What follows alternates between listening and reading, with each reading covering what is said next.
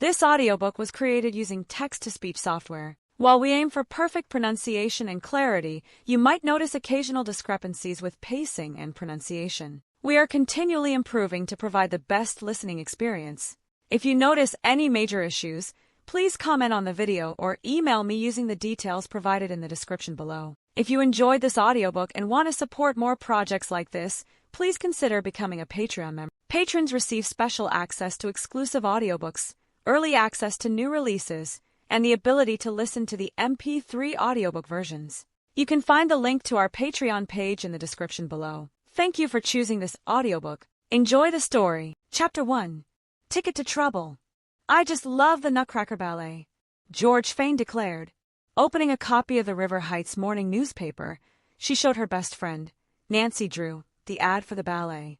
It was being performed by Madame Dugran's Dance Academy, a local ballet school.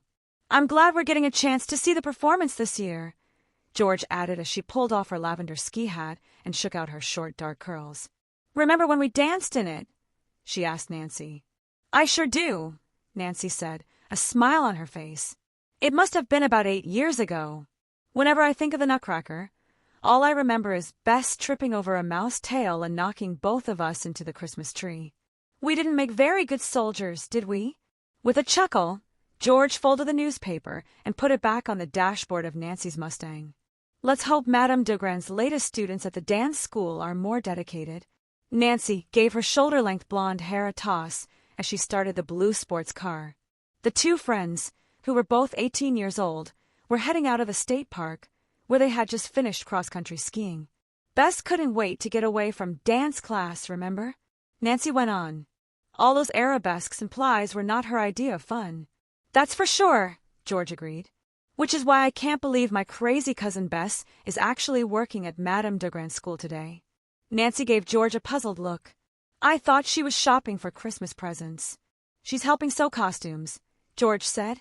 She met Madame Dugran at the mall the other day. They started talking about the Nutcracker, and Madame said she was afraid the show wasn't going to be ready on time. Why? Nancy raised her brows. The dance school puts on the Nutcracker every year, so don't they already have the costumes and props? I think Bess is helping to alter some of the costumes to fit the dancers, George explained. Anyway, Madame told Bess that the rent for the school unexpectedly went way up, and the building needs a lot of repairs. I guess Madame is hoping this year's production will be super sensational to help pay for everything. So she wants the show to be perfect. And you know what a soft touch Bess is. She immediately volunteered to help with the costumes. Nancy said thoughtfully. Plus, it was her way of getting out of going cross-country skiing with us. George laughed. You're probably right. Bess can sew sitting down, so it won't seem like work to her. I also have a hunch Bess volunteered, so she could hang out with Shauna Edwards. Shauna always was really nice, Nancy agreed as she passed a slower-moving car. I guess we always knew she'd be the one from River Heights to make it as a ballerina in New York City. But the New York Ballet Company performs their own Nutcracker. Wouldn't you think Shauna would rather dance in that one? Bess said Shauna came back because Madame Dugran asked her to, George explained. Madame hopes that having a famous alumna in the school's production will help make it a big success. I hope she's right, Nancy said. I've always liked Madame Dugran, and I know how important the ballet school is to her. Hey, why don't we stop off there right now? George suggested. We can surprise Bess and take her to lunch with us. Good idea. Nancy flipped on the turn signal and made a right down Main Street. I need to buy a ticket to the gala in Shauna's honor anyway. George sighed. I wish I could go to the gala, too. But the competitors' party for the cross-country ski race is that same night. Maybe Shauna will be there today, Nancy said. After turning into the parking lot of the dance school, she pulled the Mustang into the first empty spot. The school was located in a flat, rectangular building that had once been a small warehouse. Madame Dugran had installed rows of tall windows into the brick walls and added skylights to the roof. Inside, she built 2 large dance studios, dressing rooms, an office for herself, and a large recital hall. The place looks just like it always did, George remarked as the girls headed up the snowy walk to the double front doors. Just then, she hit a patch of ice. Whoa, she cried as her feet slipped underneath her. Nancy grabbed her friend's elbow, but it was too late. George fell to the sidewalk with a plop. "Are you okay?" Nancy asked. She couldn't help but grin at her friend's disgruntled expression. "Yeah," George said. "I can't believe it. I skied all morning and never fell once." Nancy helped her friend up. "I don't think it's your fault," she said. "The sidewalk should have had sand or salt on it. Remember how Madame was always so careful? She didn't want one of her precious ballerinas to hurt themselves." "We'd better tell her then," George said, slapping the snow off the back of her pants. As they continued up the walk, Nancy saw that the ice hadn't been cleared from the steps either. "This is pretty dangerous," she commented. But George had already entered the building. When Nancy stepped into the hall beside her friend, she quickly noticed the chipping paint on the walls and the scuffed linoleum floor. "Brings back old memories, huh?" George said. Nancy nodded. "Bess was right, though. The place is a lot more run down than I remember. Repairs are expensive," George said as the two of them started down the hall. "And Bess told me that, because of the rent increase, Madame's strapped for money. This year she's been teaching most of the classes herself, with help from some of the older students who get a tuition break." "That means less money coming in," Nancy pointed out. "Let's hope for Madame Degrand's sake that bringing Shauna back will draw a huge crowd for the Nutcracker." "Speaking of ballerinas," George said, stopping in the front foyer and looking around the empty halls. "Where is everyone?" Nancy could hear the faint sound of piano music. "They must be in class." "Bess is probably in the wardrobe room," George said. "It was in the basement, right?" Nancy said. "Let's go look for her there." The girls started down the dimly lit stairs. Cobwebs hung from the high ceiling. "I don't think I'd like to come down here alone," George whispered. "It's kind of, who's there?" Someone called in a shrill voice, cutting George off. An elderly woman with a cane hobbled into the dark, narrow hall below. Stopping at the foot of the stairs, she peered up at them through round granny glasses. Her wispy, snow-white hair looked like a halo around her forehead. "I'm Nancy Drew," Nancy said politely. "And this is George Fane. We're here to see Nancy." "George!" Bess exclaimed, coming out of the wardrobe room and stopping beside the elderly woman. "What a nice surprise! How was the skiing?" "Great," George said as she and Nancy made their way down the rest of the steps. "We stopped by to see if you wanted to have lunch with us." Bess glanced over at the elderly woman, then said hesitantly, "I don't know if I should. I'm in the middle of putting lace on Clara's nightgown." The white-haired woman smiled kindly. "Go eat, dear. You deserve a break." "Oh, all right," Bess said. "But first, I want to show my friends your handiwork." After introducing Gertrude Wolaski to Nancy and George, Bess said, "Mrs. Wolaski is the most talented seamstress in the world." "Now, Bess," Mrs. Wolaski said, shaking her head modestly. "Don't carry on." "I'm not carrying on," Bess insisted. "You're a magician with a needle and thread." "That's only because I spent 30 years of my life sewing for my husband's dry cleaning business," Mrs. Wolaski informed the girls. Bess led the way down the short hall and into a medium-sized room. Long fluorescent lights shone down on several racks of costumes. 2 sewing machines were set up on large tables littered with scissors, straight pins, and patterns. Spools of thread were stored on racks on the walls, next to bolts of many-colored fabrics. Now that Nancy was standing next to the elderly woman, she could see how tiny she was. Mrs. Wolaski's rounded shoulders and hunched back made her look even smaller. "How'd you get into the costume business?" Nancy asked, waving at the rows of gowns, mice suits, soldier uniforms, and ballet tutus. Mrs. Wolaski laughed. "Well, I love the ballet.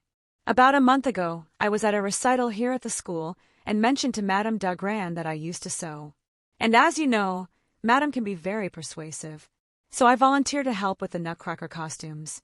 Not that an old lady like me has anything better to do." The wardrobe mistress smiled. "Now, if you'll excuse me, I must find Lawrence. He promised to pick up more pink tulle for me yesterday." The girl said goodbye, then watched as Mrs. Wolaski limped slowly back into the hall with the aid of her cane. When the woman had gone, Bess grabbed Nancy's hand. "I want you both to see the sugar plum fairy costume Mrs. Wolaski is making for Shauna," she said excitedly. Riffling through a rack of costumes, Bess pulled out a dress with a bodice of shimmering silver satin and a skirt of wispy silver tulle. Clusters of pink beads decorated both the shoulder straps and the skirt.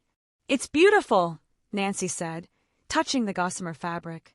"It looks expensive," George commented. "I thought Madam was trying to save money. Shauna's costume had to be special, but we're just altering most of the others." Bess hung up the sugar plum costume, then pulled out a soldier uniform. "Does this remind you of anything?" she asked, a twinkle in her blue eyes. "Like opening night of the Nutcracker when I stole the show? Is that what you did?" Nancy teased as she and George burst out laughing. "I thought you fell on George and me, and we all knocked the big Christmas tree over." "Well, maybe it was more like that." Bess giggled, then frowned slightly. "Let's hope this year's Nutcracker is more successful. Nothing else seems to be going right for Madame Dogrand." Nancy raised her brows. "You mean like the rent increase?" "It's worse than just that," Bess said. "A lot of little things have been happening around here, and they're beginning to add up." "Like what?" George asked. Bess's voice dropped to a whisper. "Well, 2 girls had toe shoes stolen from their lockers, and there's been a lot of bickering among the kids and parents, too, about who got what part." "There was always grumbling," Nancy reminded her. "I mean, even though we weren't very good dancers, we still thought we should have had the lead roles." Bess slid the soldier uniform back with the others. "Yeah, but this seems different. Madam's so nervous it's affecting everyone." "How's Shauna taking all of this?" George asked. "She did come all the way from New York for the production." "I don't know if Shauna has any idea of what's going on," Bess said, taking her coat from the back of a chair. "But I do know she wants to see you both." "Great," George said. "Let me buy a ticket to the gala, then we can find Shauna and say hello," Nancy suggested. "Good idea," Bess said. The girls headed upstairs, where the hallway was no longer empty. This time, several older boys and girls dressed in sweats and leotards were limbering up before the next class. When Nancy, George, and Bess reached Madame Dogrand's office, the door was open. Looking over Bess's shoulder, Nancy noticed that the small area was filled with file folders and papers. Madame Dogrand, a slim, attractive woman in her early 50s, was sitting in a swivel chair behind an old-fashioned roll-top desk. The desk was cluttered with papers and envelopes, and to the right of it was a computer on a stand. Bess knocked on the door frame, and Madame looked up from an open ledger. When she saw who it was, she smiled brightly. Nancy thought that despite her gray hair, Madame hadn't aged since they'd been students 8 years ago. "Bess," the directress exclaimed, standing up. "How do the costumes look?" "Great. The sugar plum fairy costume is a work of art." Bess stepped into the office, then motioned to Nancy and George. "I brought 2 former students to see you, and one of them wants to buy a gala ticket." Madame's smile widened. "Nancy Drew and George Fane." "What a pleasant surprise." "Nancy's the one who needs a ticket," George explained. "I wish I could go to the gala, too," she added quickly, "but I have a party that night after a cross-country race." "You always were athletic," Madame Dogrand told her. "And Nancy, what are you up to these days?" "She's only the best teen detective in the world," Bess cut in. Nancy laughed. "Not exactly the best." "Well, I'm glad you'll be able to come to the gala," Madame said as she opened her desk drawer and hunted for the tickets. "As I recall, you 3 used to know Shauna." Suddenly, a high-pitched alarm went off. Bess jumped nervously. "What's that?" In a flash, Madame Dogrand rushed past the girls and into the hall. "The fire alarm," she called over her shoulder. Following Madame Dogrand into the hallway, Nancy asked, "Was there a fire drill scheduled for today?" "No," Madame exclaimed, breaking into a jog. "This must be a real fire. Editor's note in case this audiobook has been posted somewhere else. Please check out A.J. Aaron's audiobooks for more audiobooks and content." Chapter 2. Old Times, New Crimes. "We have to get the students out of the building right away." Madame Dogrand's voice was frantic. Nancy knew they had to hurry. A faint whiff of smoke was already drifting down the hall. Bess and George were right behind her. "Bess," Nancy called. "Phone the fire department. Then run down to the basement and make sure Mrs. Wulaski heard the fire alarm." With a nod, Bess picked up the office phone. "I'll check to see that the locker room is cleared," George said, heading through a swinging door. Nancy and Madame Dogrand raced down the hall and into the first studio. An older girl was standing in the center of the room, a panic-stricken expression on her face. Several kids were dashing back and forth, squealing loudly. Madame Dugrand clapped her hands several times. "Quiet!" she commanded. "Line up behind Miss Sarah." Realizing Madame Dugrand had the situation in hand, Nancy rushed to the next room. A tall, striking red-haired woman was waving a dozen girls in leotards toward the doorway. Nancy realized the redhead was Shauna Edwards. "Class, get in line," Shauna ordered in a firm voice. Nancy grabbed two young boys as they attempted to dash by her and pushed them into the line behind Shauna. "Quickly, you must leave the building," Nancy said as she helped herd the group into the hall. Bess dashed up beside her. "The basement's empty," she gasped. Mrs. Wolaski must already be outside. A girl about 9 years old stopped and tugged on Nancy's sleeve. "What about our coats?" she asked. Her hair was the same shade of red as Shauna's. "Can't we run into the dressing room for them?" Bess shook her head. "No, Michelle. We must do what we did during our drill earlier this week. Now, hurry and follow your sister." She gave the girl a gentle push toward the outside door. "That's Shauna's little sister, Michelle," Bess whispered to Nancy as they hurried to check the recital hall. "She's Clara in the Nutcracker this year." Bess helped Nancy open the double doors into the recital hall. The two of them peered inside. The long rows of chairs and dark stage looked empty. Nancy sniffed the air. "I smell smoke," she said. "Then let's get out of here." Swinging around, Bess started toward the hall. For a second, Nancy hesitated. If she could locate the fire and put it out, it might prevent damage to the building. Bess gave Nancy's arm an urgent tug. "I know what you're thinking," Nancy drew, "and don't you dare. You leave the fire to the firefighters." "You're right." Quickly, Nancy and Bess shut the doors and jogged down the now empty hall. They met George at the outside doors. She was ushering the last of the children down the slippery steps and into the parking lot. "Is everybody out?" Madame Dugrand asked from the sidewalk. She was standing in the middle of a shivering group of youngsters. The sky was dark with clouds, and a light snow was beginning to fall. "Yes," Nancy called back. The blast of a siren made her look out into the street. A huge River Heights fire truck careened into the parking lot. Racing down the icy sidewalk, Nancy met the first fireman off the truck. "We smelled smoke in the recital hall." She pointed toward the left side of the building. Waving to the others, the fireman headed in that direction. As Nancy walked back to George and Bess, she scanned the small crowd huddled in front of the dance school. Shauna Edwards was leading two kids toward a waiting car. Mrs. Wolaski was hobbling down the walk, holding onto the arm of a blonde-haired young man about 20 years old. Several parents had driven up in front of the school. Madame Dugrand was separating their children from the group gathered on the sidewalk. "Madame Dugrand," Nancy called as she strode across the snow-covered grass. "Maybe we should get the kids into our cars. It'll be warmer." "That's a good idea, Nancy. Thank you for your help."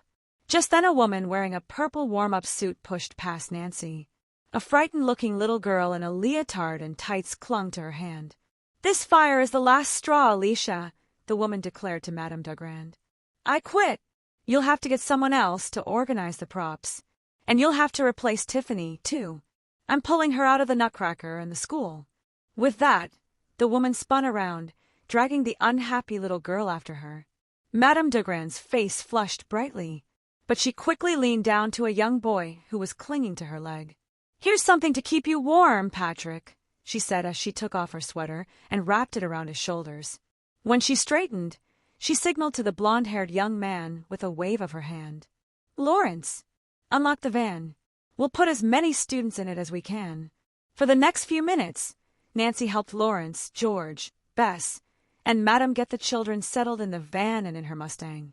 Several more parents picked up their kids, so there was room enough for everyone. Soon only Nancy and Madame Dugrand were left outside in the snow. Firefighters were streaming in and out of the building, but Nancy hadn't seen any fire or smelled any more smoke. "What do you think caused the fire?" Nancy asked. Shaking her head, Madame wrapped her arms tighter across her chest. She was looking worriedly toward the school. Her shoulders were hunched, and a light sprinkling of snow covered her gray hair. Just then, the fire chief strode down the steps. Nancy followed Madame Dugrand as she walked up the sidewalk to meet him. "It appears that someone accidentally started a fire," the chief said in a stern voice. "Part of your backstage curtain was burning." He held up a cigarette enclosed in a plastic bag. I suspect it was caused by this. Madam gasped. I do not allow smoking in the building, she said indignantly. The fire chief shrugged. Someone broke the rules. He stuck the bag under his coat, then pulled a pad and a pen out of his back pocket. Actually, the chief continued, whoever set the fire probably did you a favor, Miss Dugrand. Your building has several fire violations. Frayed wires, paint-soaked rags, and an exit blocked with chairs. It's no wonder the whole place didn't go up in flames. This, he said, ripping the top sheet from the pad and handing it to Madame Dugrand, is a citation. All the items on this list need to be corrected by next Friday, or the fire department will close you down. Madame Dugrand's face turned ashen as her blue eyes traveled down the list. Next Friday is our opening night, she said, looking up. The chief shrugged again. That's your problem. Fires are mine, and I don't want one here. You can all go on and now, he added brusquely.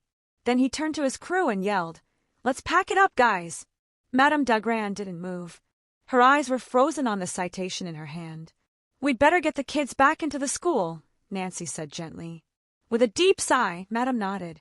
20 minutes later, the students who hadn't been picked up by their parents were back in class. I'm going to take a look at the burned curtain, Nancy told Bess and George. But the fire chief already checked everything, and I'm starved, Bess protested, but Nancy was already starting down the hall. Hey, a voice called. Nancy turned to see Shauna Edwards coming out of the locker room. She was tall and slender, wearing a fuchsia leotard and pink tights. Her red hair was pulled back and tucked into a chignon, accenting her long neck and straight posture. Nancy Drew! Shauna exclaimed, her emerald eyes sparkling. I was hoping I'd see you. Just then she spotted George. The girls gave each other warm hugs. And we were hoping to see the famous Shauna Edwards, George said, holding her old friend at arm's length. Too famous to have lunch with some dance school dropouts. Bess joked. Never, Shauna replied. I've got to work with Dewdrop and her flowers first, though. They've been having a little trouble with their scene. Would you guys like to watch? If you can stick around until it's over, we can talk then. I'd love to know what everyone in River Heights has been up to. You know, all the gossip. Bess rolled her eyes. Oh, it's so exciting around here. The girls burst out laughing. And we'd love to hear all about New York, George added. Great. Shauna squeezed Nancy's hand. And thanks, guys, for all the help during the fire alarm. Phew, what a madhouse. No problem, Nancy replied. Listen, I've got to pick up my ticket for the gala, then I'll meet you guys in Studio A, Shauna filled in. Then, linking her arms with Bess's and George's, she hurried them down the hall. Nancy continued toward the stage area. She knew the fire chief had probably been thorough, but maybe he hadn't looked beyond the cigarette. Even Nancy wasn't sure what she should be looking for. Had the fire been deliberately set? Bess had said earlier that strange things were going on at the school. Unfortunately, except for a few scenery panels that were being painted, the stage was empty. The firemen had removed the torn curtain, and Nancy couldn't find anything that looked suspicious. When she got back to Madame Dugrand's office, Nancy found the ballet directress sitting at her desk, a worried frown creasing her brow. After Nancy bought a ticket to the gala, she said, I'm really sorry about the fire. Madame Dugrand forced a thin smile. Oh, the fire is just one more problem to add to a long list. Mrs. Patterson, the mother who quit and took her daughter with her, was in charge of the props for the show. Madame threw up her hands. I just don't have time to organize the props. This year's Nutcracker is turning into a disaster. Maybe I can help, Nancy offered. Madame Dugrand's blue eyes brightened. Do you mean it? Oh, that would be wonderful, Nancy, she exclaimed. I'll start tomorrow, Nancy promised. I can't thank you enough, declared the directress, getting to her feet. Now, I must find Lawrence. Who's Lawrence? Nancy asked. Lawrence steel dances here at the school. He'll be the cavalier dancing opposite the Sugar Plum Fairy.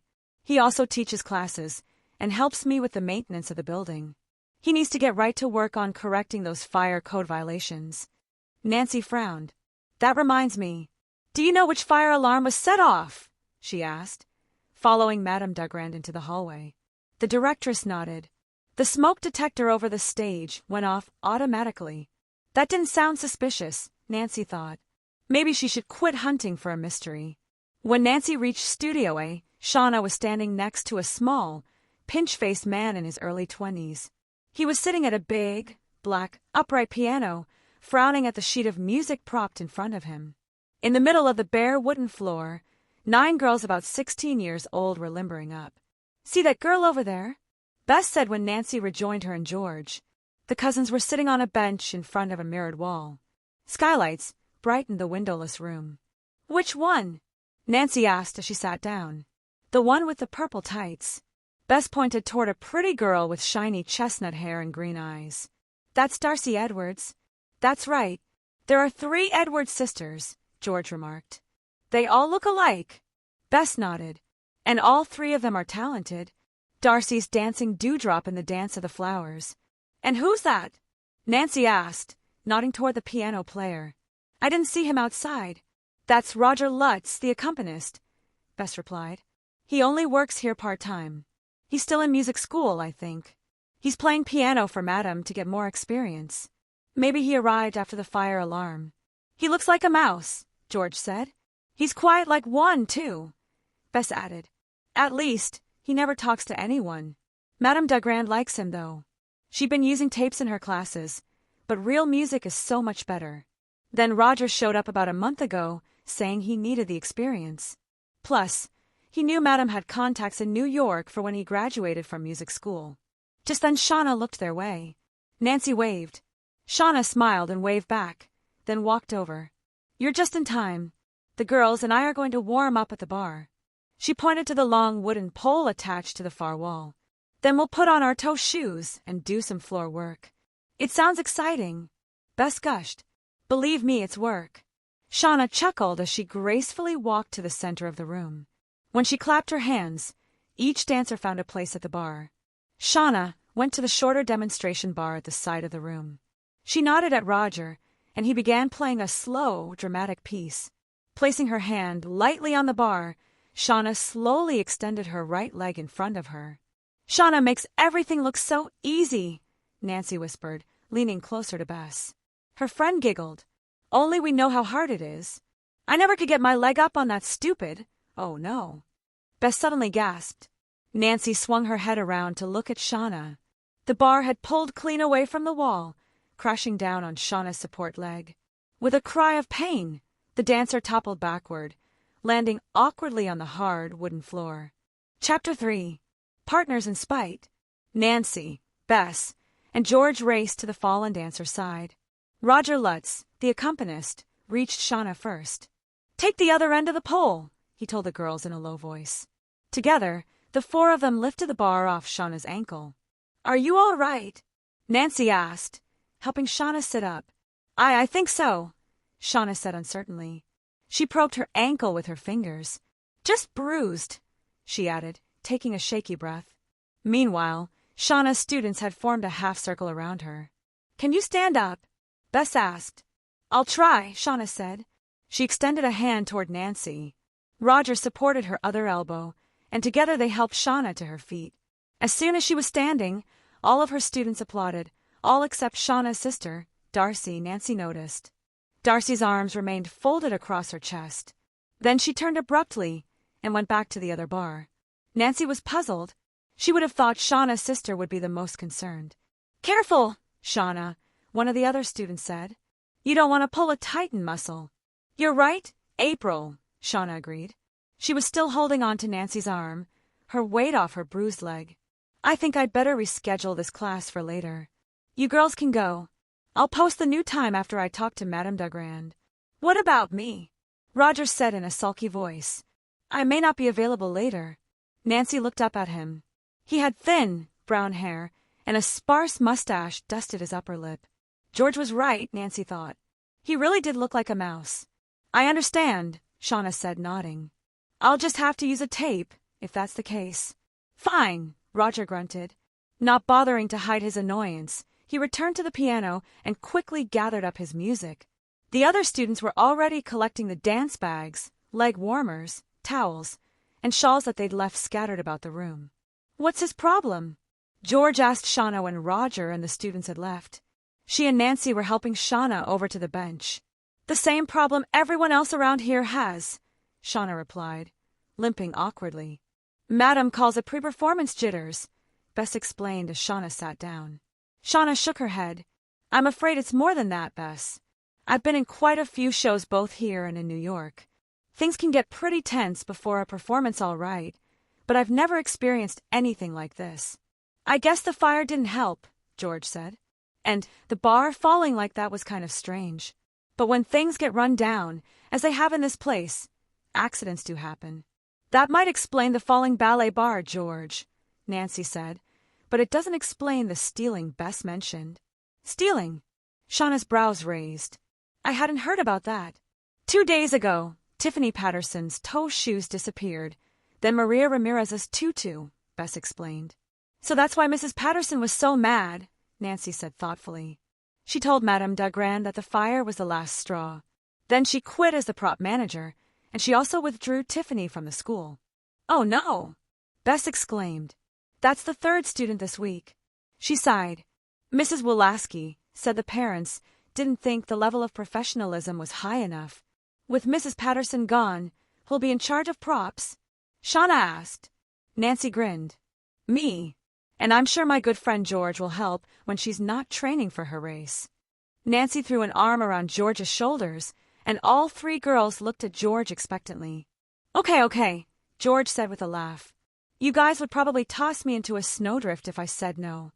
Well, at least that problem's solved. Shauna sighed. I mean, I sure want to help Madam. I owe her so much, but I don't want to get injured doing it. She glanced back at the fallen bar. I don't blame you. Nancy walked over to the wooden pole. Kneeling down, she examined the ends of the bar, then looked up at the wall from which it had fallen. I don't think the bar came away from the wall by accident, Nancy said with a frown. Standing up, she turned to face the others. Someone deliberately loosened it. How can you tell? Shauna asked. There should have been 4 screws on each of the brackets that hold the bar to the wall. Nancy recrossed the room and showed the girls the screws she'd found. Altogether there should be 8 screws, but I only found these 2.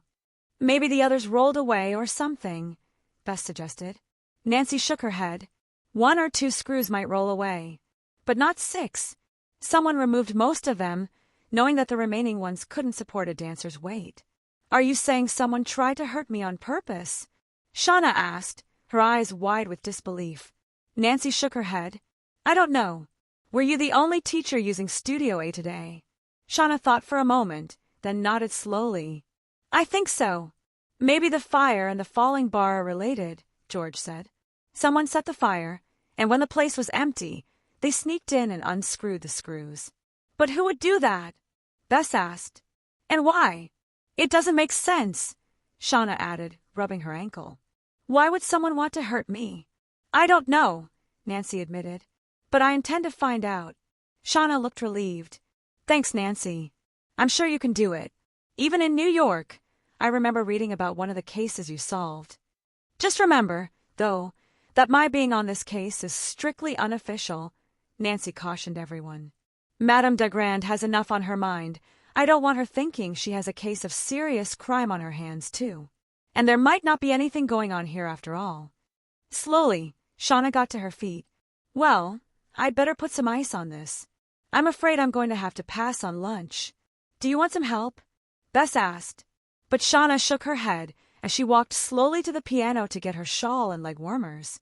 If you see or hear anything suspicious, Nancy called. Let me know, okay? I will, Shauna promised as George opened the door for her.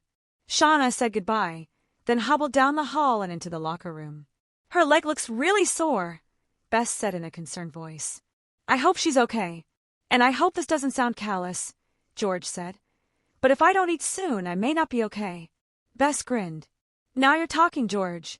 Let's go to yogurt heaven, just like old times. A short time later, Nancy was parking her car in front of Yogurt Heaven, a longtime favorite hangout for students at the dance academy. I'm a little surprised this place is still here, George said, climbing out of Nancy's blue Mustang. It hasn't changed too much, either, Bess assured George. They still serve the same fabulous low-cal yogurt that they did when we were students at Madame Dagrand's. Once inside the restaurant, the girls found the booth they'd thought of as theirs when they were 10. Nancy and George slid in one side and Bess sat across from them. The waitress brought menus and water, then left. I'm going to have a turkey club sandwich, then the pineapple delight with extra coconut, Bess declared eagerly. I'm too hungry to decide so quickly. What are you going to have, Nancy? George asked. Sure, Nancy told her friends suddenly. She nodded toward the front door of the restaurant. Isn't that Lawrence from the dance school? Peering over her shoulder, Bess nodded. And Shauna's sister, Darcy. So what's the big deal about that?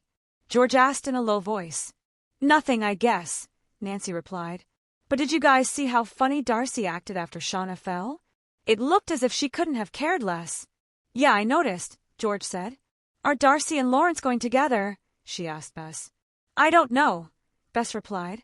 But Darcy did have her heart set on dancing with Lawrence in the Nutcracker.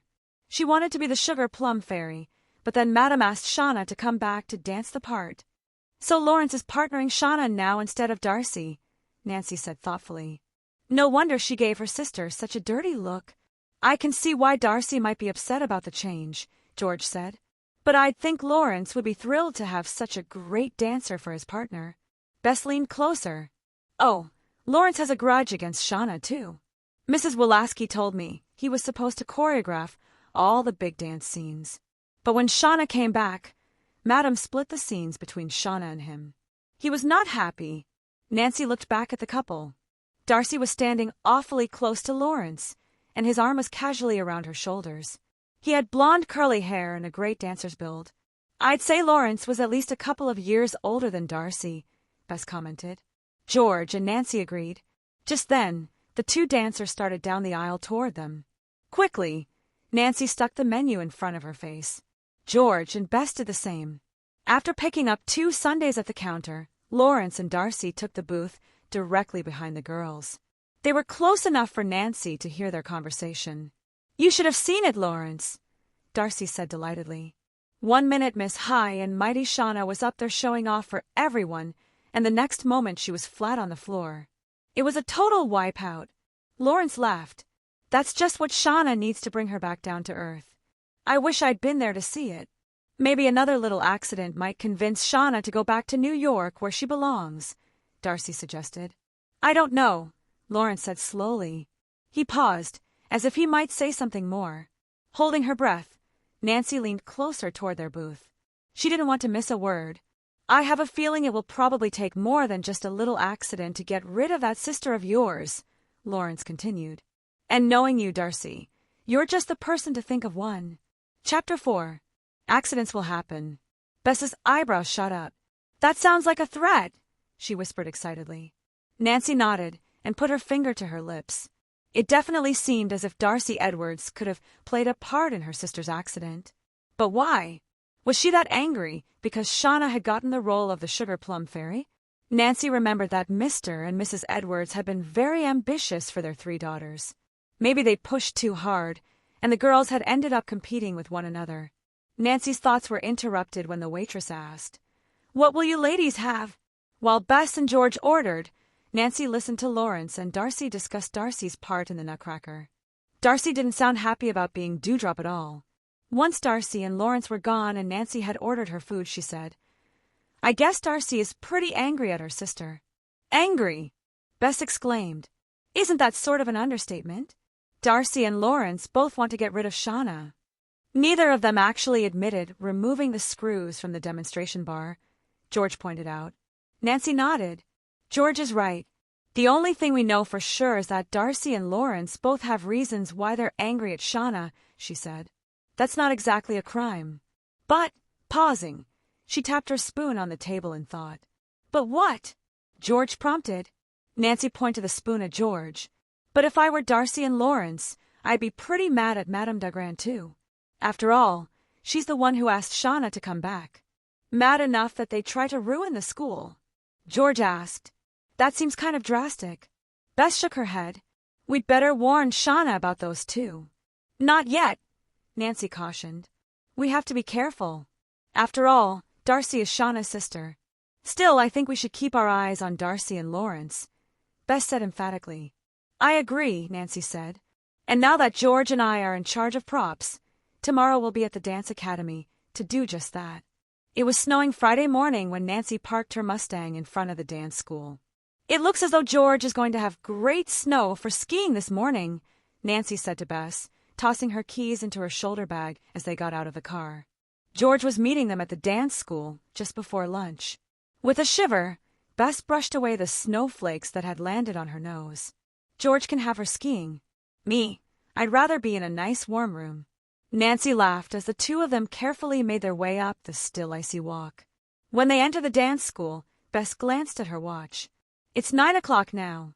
When shall we break for lunch?" "Come to the prop room around noon," Nancy suggested. "George should be here by then, and the three of us can eat together." "I'll ask Mrs. Wolaski to join us, too," Bess said, starting downstairs.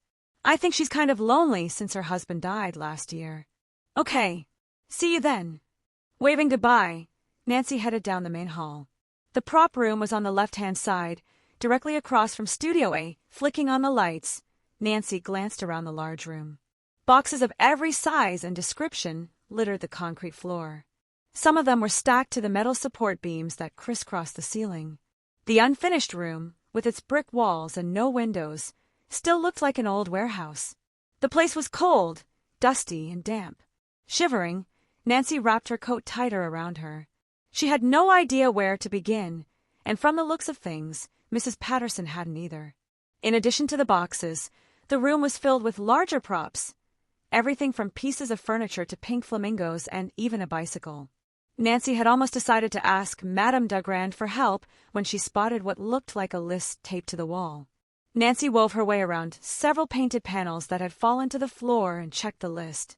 Nutcracker Props was printed in bold letters across the top of the first page.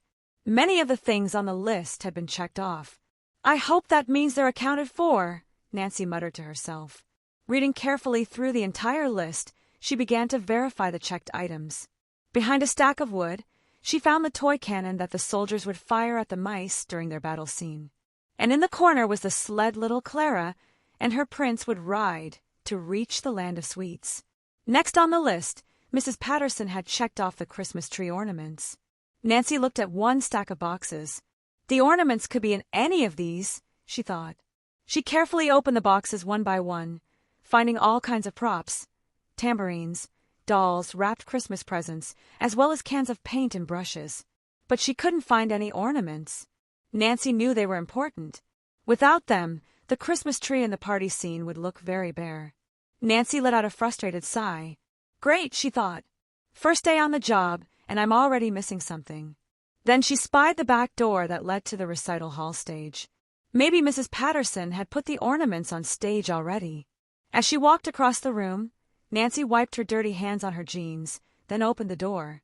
3 steps led to the left side of offstage. The area was dark and quiet, and smelled like stale smoke. For a second, Nancy hesitated. What if there was a saboteur, and he or she was lurking around ready to set another fire? No, that was silly, she chided herself. Besides, if he or she was there, Nancy was ready to face the person. Cautiously, she walked out onto the stage, hunting for the box. The big wooden Christmas tree was in the center of the stage, but there were no ornaments hanging on it. Then Nancy checked backstage, behind the heavy curtain. As she swept the curtain aside with her hand, she noticed something white on the floor beneath it. She stooped to pick the object up. It was a white lace handkerchief with the initials GT embroidered on the edge. GT. Who involved in the dance school had those initials? Nancy wondered. With a shrug, she stuck the handkerchief in her back pocket and went back down the 3 steps into the prop room. Making a quick decision, Nancy left the dark room and went into the main hall. She hated to disturb Madame Dogrand with one more problem, but she needed to find out where the ornaments were. If there weren't any, Nancy was going to have to come up with some before dress rehearsal the following Thursday. That was less than a week away. "Excuse me," Nancy said, sticking her head into Madame Dogrand's office. The directress looked up from her paperwork. Through the window beside the desk, Nancy could see that the snow was falling faster. "Nancy!" Madame Dogrand exclaimed. "How is everything going, dear?" "I'm afraid I can't find the box of ornaments for the Christmas tree," Nancy replied. "They've been checked off the list, but they're not in the prop room or on the stage." "What?" Madam sprang to her feet. Oh, I hope they aren't lost. We're using Rebecca Farnsworth's ornaments this year, and they're priceless antiques. Maybe I overlooked them, Nancy said quickly. She hadn't realized how upset Madam would be. Or maybe they were just checked off by mistake and haven't been delivered yet. Maybe. Walking around her desk, Madam began to pace up and down in front of Nancy. But whatever happened, you must find them. Those props are very important. See those pictures? Madam added, pointing to the wall beside her desk. Nancy nodded as she looked at the display of gold-framed photos. These particular pictures, Madame Dagrand said, gesturing toward a cluster of 5 photos, are publicity shots from my former ballet company's Nutcracker. Nancy moved closer for a better look. In one picture Clara was holding the Nutcracker doll, and in another the candy canes posed in the land of sweets. It looks lovely, Nancy said. Thanks to the wonderful costumes and props we had, Madam said. That's why I've collected them both so carefully over the years. Every season I try to add something new, a small treat for my faithful patrons. This year, the Farnsworth ornaments were to be that treat. That's why it's so important that we find them. Nancy was about to swear she'd track down the ornaments no matter what when the phone rang. Madame Dagrand stretched gracefully across her desk to answer it. After a moment of listening, Madame Dagrand slammed down the phone. What will be next? She exclaimed, throwing up her hands. That was the printer. Someone canceled our Nutcracker programs earlier this week. Now the shop can't promise them on time. That's awful. Nancy tried to console the directress. Look, please don't worry about the ornaments, madam. I'll take care of them. And somehow we'll make sure this show is a success. Explaining that she'd suddenly gotten an idea where the ornaments might be, Nancy hurried back to the prop room and retrieved her purse. 15 minutes later, she drove up the circular drive in front of Rebecca Farnsworth's estate. The wealthy widow was involved in numerous charities in and around River Heights and was an outspoken patron of the arts as well. Nancy rang the bell. Surprisingly, Mrs. Farnsworth herself came to the door. Hello, Mrs. Farnsworth, Nancy said. I'm Nancy Drew. The silver-haired woman smiled. Why, yes. You're Carson Drew's daughter. Come in, my dear. As she shut the heavy door, Mrs. Farnsworth inquired, How is your father, Nancy? He's fine, thank you, Nancy said politely. She wiped her snowy shoes on the mat and followed Mrs. Farnsworth into a huge, marble-tiled foyer. Then Nancy decided to get right down to business. I'm helping organize the props for the Nutcracker Ballet, and I came to pick up the ornaments you offered to lend the school. Mrs. Farnsworth's eyebrows knitted together. My chauffeur delivered those ornaments last Tuesday, she said, frowning. He told me he handed them right to Marjorie Patterson. Oh, good, Nancy said with a big smile. I'm sure Mrs. Patterson put them in a safe place, she added quickly, not wanting Mrs. Farnsworth to know that the ornaments had disappeared. Mrs. Farnsworth nodded. I hope so. If anything should happen to those ornaments, I don't know what. Oh, I'm sure they're very safe, Nancy fibbed, walking back toward the front door. I'm terribly sorry I bothered you. And thanks again.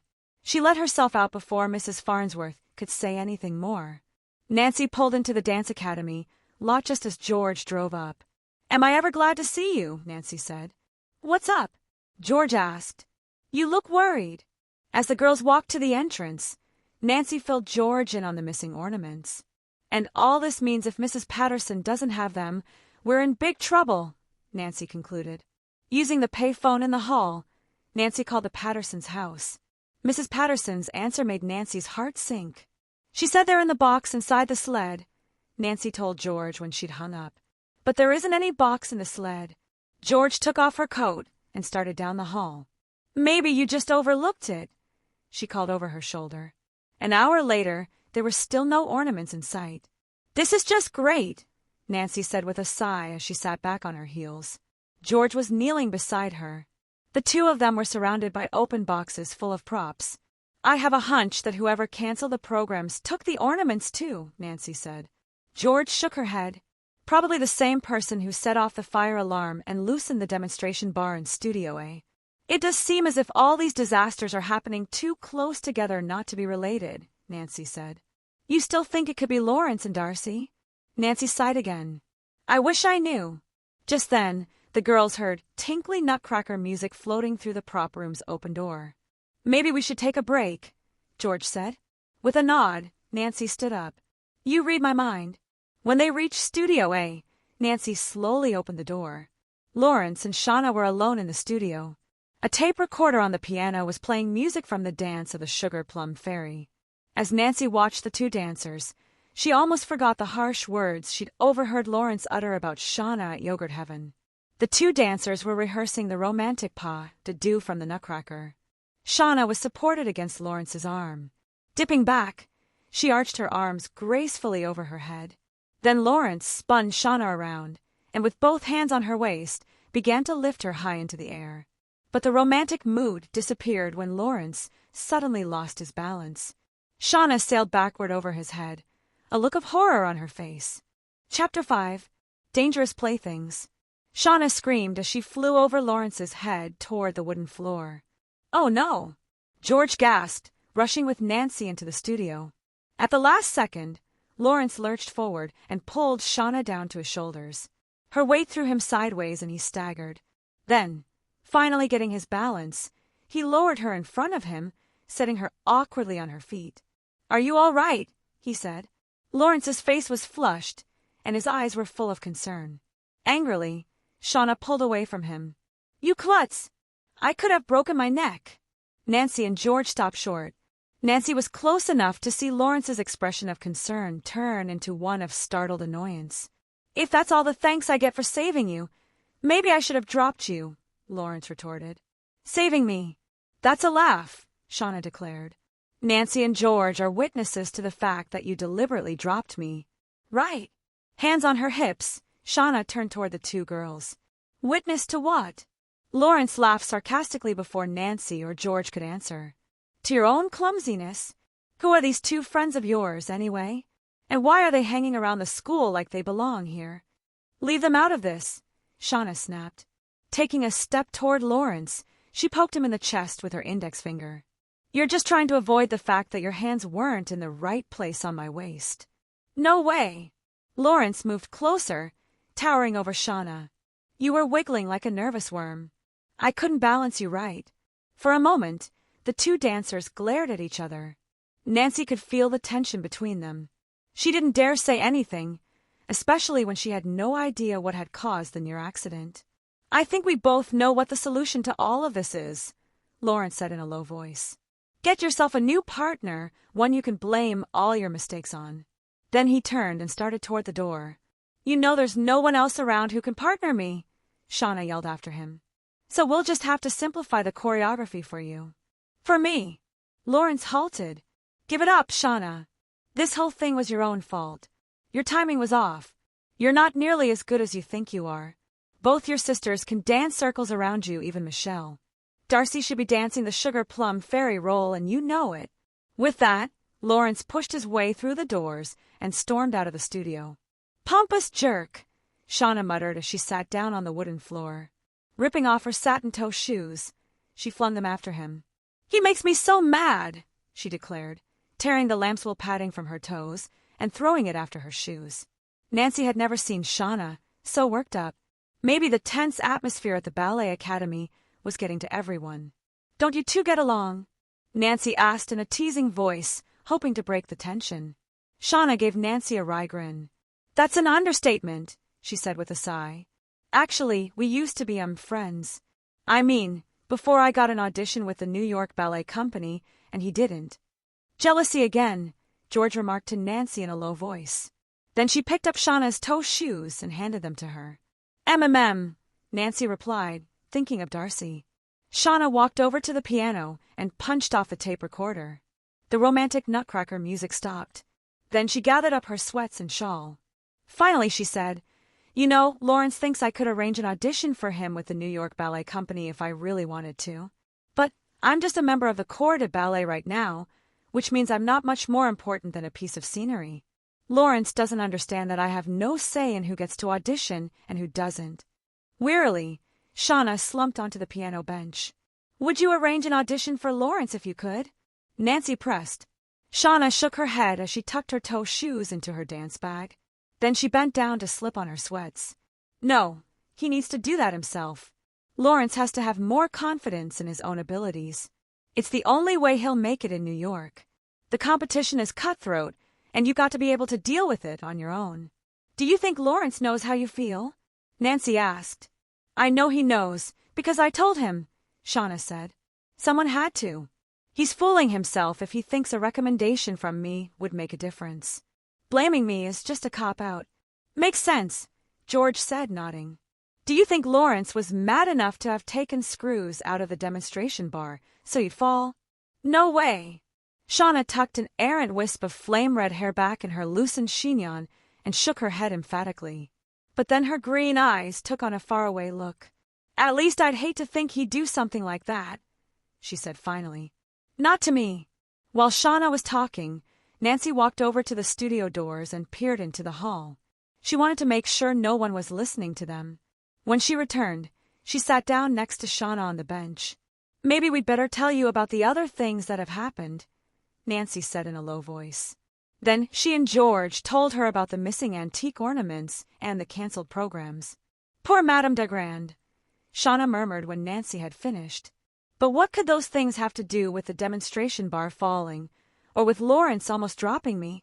Maybe nothing, Nancy admitted. But I can't help thinking they're all tied together. And you suspect Lawrence? Shauna shook her head. I don't know, Nancy. Lawrence might be mad at me for a lot of things, but he's devoted to Madame Dagrand. I doubt he'd hurt her just to get back at me. Maybe we should tell Shauna what we overheard at Yogurt Heaven, Nancy, George said in a low voice. What? Shauna looked back and forth at her two friends. Reluctantly, Nancy repeated the conversation they'd overheard between Darcy and Lawrence. But Shauna didn't seem angry. Instead, she let out a sigh. I should have known this would happen. Poor Darcy. She wanted to be the sugar plum fairy. So badly. She's had to dance in my shadow all her life. Besides, Darcy has a huge crush on Lawrence. My dancing with him must really burn her up. So you don't think they've teamed up to drive you away? Nancy asked. Shauna shrugged. I don't know anything anymore. I thought I was coming back to help Madame out, but it's been one disaster after another. Maybe I should just go back to New York.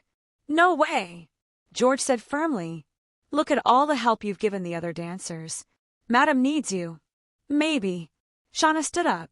Well, I have to get going. Madame wants me to help choreograph the fight scene between the soldiers and the mice. How's your ankle? Nancy asked, getting up. Shauna smiled. All better, thanks to the ice pack. Look, you guys, she added as the three of them walked to the door. I'm going to talk to Darcy the first chance I get. Don't tell her I'm snooping around, Nancy cautioned. I don't think it'd be a good idea to blow my cover. I'll be careful, Shauna promised. I really appreciate what you're trying to do, Nancy. I don't know if I could stick around here at all under the circumstances if it weren't for you. Nancy opened the door, and the three walked out of the studio. In the hall, a group of 10 and 11-year-old boys and girls were battling with swords. They must be the mice and soldiers, George said. That battle holds special memories for Nancy, Bess, and me, she told Shauna. Shauna joined in the laughter. I remember that scene. You three almost brought the tree down. The Nutcracker has never been quite as exciting. Well, I'd better get moving. I'll see you two later. While Nancy and George worked their way around the battling kids to get to the prop room, Shauna headed in the opposite direction. George opened the prop room door. Nancy was about to step inside when Lawrence Steele came charging out. Bumping into Nancy, he knocked her against the door frame. Hey, Steele, George said, catching Nancy by the arm. Watch where you're going. I might say the same thing to you, Lawrence countered. He raked his thick, blonde hair back with his fingers. What are you guys doing here, anyway? Snooping around. I'm the prop mistress, Nancy announced. Lawrence snorted. That's a good one. Mrs. Patterson is in charge of props. Not anymore. She quit, Nancy retorted, tired of his haughty tone.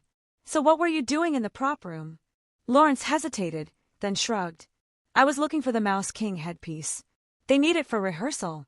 It's not in the wardrobe room with the rest of the costumes, and Mrs. Wulaski thought it might have been put in here by mistake. Glancing at Lawrence's empty hands, Nancy asked, But it wasn't? No, he replied. At least, not that I could see. If you should stumble across it while straightening up that mess, he added, bring it down to the wardrobe room. Then, not bothering to wait for a response, Lawrence continued down the hall. "Oh," George said, her dark eyes narrowing. "He sure can be a pain." "I guess everyone has lost their sense of humor around here," Nancy agreed as they walked into the prop room. "That means we have to stay cool if we're going to get anywhere in this investigation." When they got inside, George surveyed the room. "I have to agree with him about the mess part," she said. "MMM.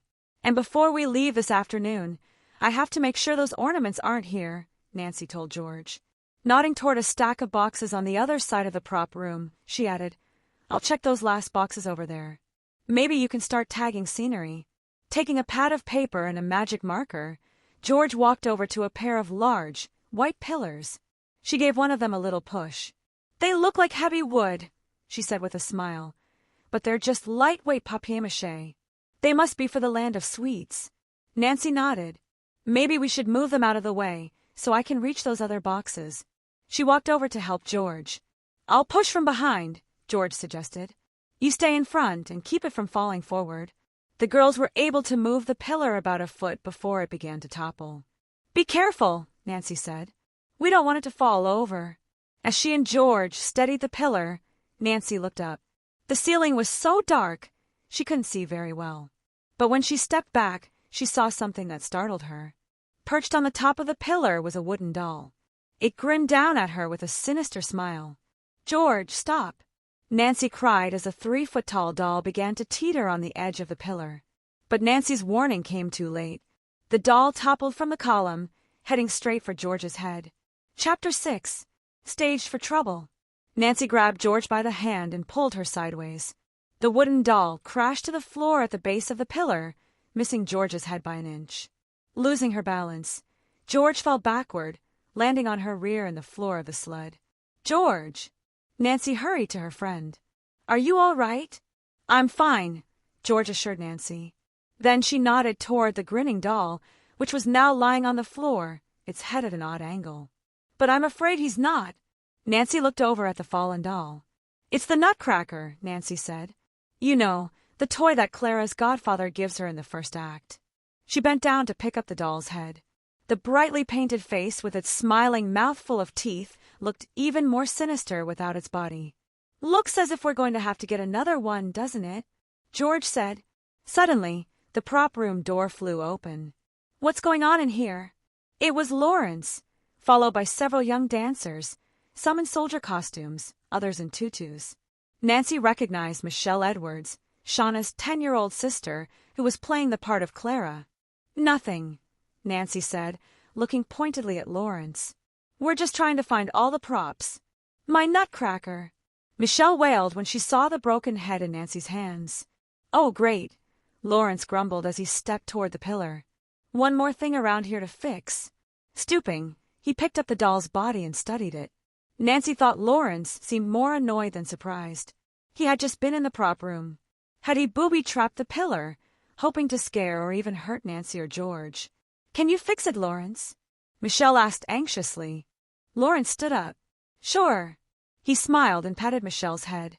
"Now go on back to the studio. I'll join you there in a minute." When Michelle and the soldiers had gone, Lawrence turned to Nancy and George. "You two had better be more careful," he said in a low voice. Then, tossing the Nutcracker's body to Nancy, he added with a chuckle, "You wouldn't want to lose your head like this poor fellow, would you?" Neither Nancy nor George thought his remark was funny. "We could have been hurt," Nancy said. Someone deliberately set the doll on top of the pillar. Lawrence frowned. "Do me a favor and leave the Nutcracker in Madame Degran's office, okay? I'll take it home tonight and fix it." With that, he turned and strode from the room. Holding out her hand to George, Nancy helped her friend out of the sled. "Do you think he was threatening us when he said we should be careful?" George asked. "I don't know," Nancy said, picking up the Nutcracker doll and placing it in the seat of the sled. Lawrence could easily have been putting the Nutcracker doll on top of the pillar while he was in here, instead of looking for the Mouse King headpiece. Just then the prop room door flew open once more. Nancy spun around, expecting to see Lawrence again. It was Bess. "Lunchtime," she announced cheerfully. "Actually, it's way past lunchtime. I'm starved." "And we're swamped." Nancy waved her arm at all the open boxes. Lunch will have to wait. How about if I go to Yogurt Heaven and bring something back? Bess offered. Great idea. Nancy pulled her car keys out of her purse and threw them to Bess. When Bess had gone, George surveyed the room and groaned. So where were we? Nancy laughed. Still looking for the ornaments, I'm afraid. If I don't find them, I'll have to bring some from home. Maybe I can dress them up a bit with glitter and lace. That sounds like a lot of work, George said with a sigh. Harder work than cross-country skiing. About 20 minutes later, Bess called. I'm back. She was carrying bags of food. Lunch, anyone? I'm famished, George declared, dropping her marker and paper. Me too, Nancy agreed. She took the car keys from Bess and stuck them in her pocket. Her fingers touched the fabric of a handkerchief she'd found earlier on the stage. We'll have a picnic. Bess set the food on a box, then pulled up another box to sit on. It'll just be the three of us, though. Mrs. Wilaski was too busy to join us. That lady works like a beaver. I think she took only one break this morning. Nancy held up the lacy handkerchief. Look what I found backstage. It's a handkerchief with the initials G.T. embroidered on it. Does anyone here have those initials, Bess? Bess thought for a moment, then shrugged. I don't know. Why? G.T. might just know something about the missing ornaments or the fire, Nancy said. I think I'll ask Madame Dagrand if she knows who it belongs to. Madame isn't here, Bess said, taking a bite of her sandwich. She was going out as I was coming in. She said something about seeing the printers about the programs. Nancy tucked the handkerchief back into the pocket of her jeans, then joined George and Bess. I'll ask Madame about it tomorrow, then. Bess was about to take a sip of her drink when she noticed the Nutcracker doll on the seat of the sled. Her eyes widened and she made a face. What is that thing staring at me? The Nutcracker, George replied. Someone stuck him on top of a pillar, and when Nancy and I moved it, the doll fell down on us. Weird. Bess shook her head and shivered slightly. Nancy paused before biting into her tuna roll. I hope there aren't any more booby traps in here. Booby traps. Bess repeated, looking around nervously. Are you saying someone deliberately planted that doll up there so it would fall? Not someone, George corrected. Lawrence.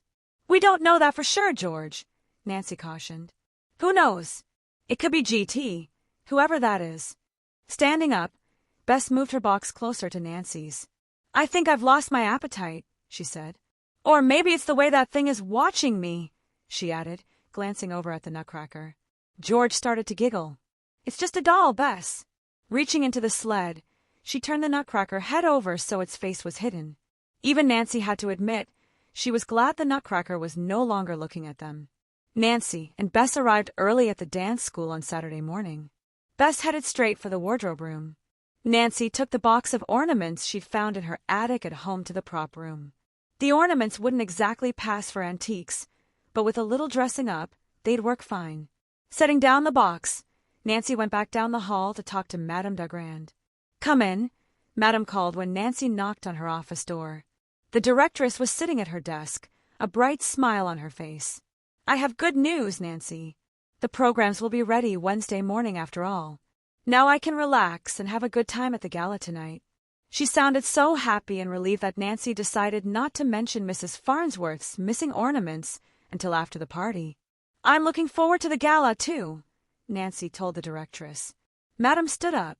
So what can I do for you? Has anyone mentioned losing a handkerchief? Nancy asked, taking the lacy square of fabric from her pocket. I found this yesterday. Madame took the handkerchief from Nancy and examined it for a moment before handing it back. G.T., the directress murmured, then shook her head. I'm afraid I don't know anyone with those initials. Would you mind if I took a look at the current class list? Nancy asked. Of course not. Madame took a piece of paper out of her desk drawer. But why are you so interested? Nancy hesitated as she looked over the list. She didn't want to alarm Madame unnecessarily. I found the handkerchief backstage, near the curtain where the fire started. Madame's brows raised in concern. Do you think the person who started the fire may have dropped the handkerchief? It's possible. Nancy gave the list back to the directress. There was no one on it with the initials G.T. Madame frowned. I'm sure it was just a careless student or parent. It must have been someone who knows how strict I am about smoking, so the person hid backstage. You're probably right, Nancy said, nodding. I'll hang on to this if you don't mind. She slipped the handkerchief back into her pocket. Maybe someone will come looking for it. With that, Nancy excused herself and returned to the prop room. For the next 2 hours, Nancy worked on dressing up the shiny glass balls she'd brought from home with glitter, lace, and sequins. She had just decided to take a break when she heard music coming from the recital hall. Walking to the door that led to the backstage area, Nancy quietly opened it and peeked up the stairs. Madame Dagrand, Darcy, Lawrence, and several of the older students were on stage. It was obviously a rehearsal, and Nancy thought it would be fun to watch for a few minutes. Slipping into the room, she headed toward the front row of seats in the recital hall and sat down. I want you to dance the pas de deux full out, Madame Dagrand told Lawrence. Where's Shauna? Over here, Shauna said, entering from offstage. Madame Dagrand went to the side of the stage to rewind the tape. While the directress's back was turned, Nancy saw Shauna shoot Lawrence an apprehensive look. Nancy could hardly blame her after the near accident the day before. Lawrence raised his brows as if to say, So what's your problem?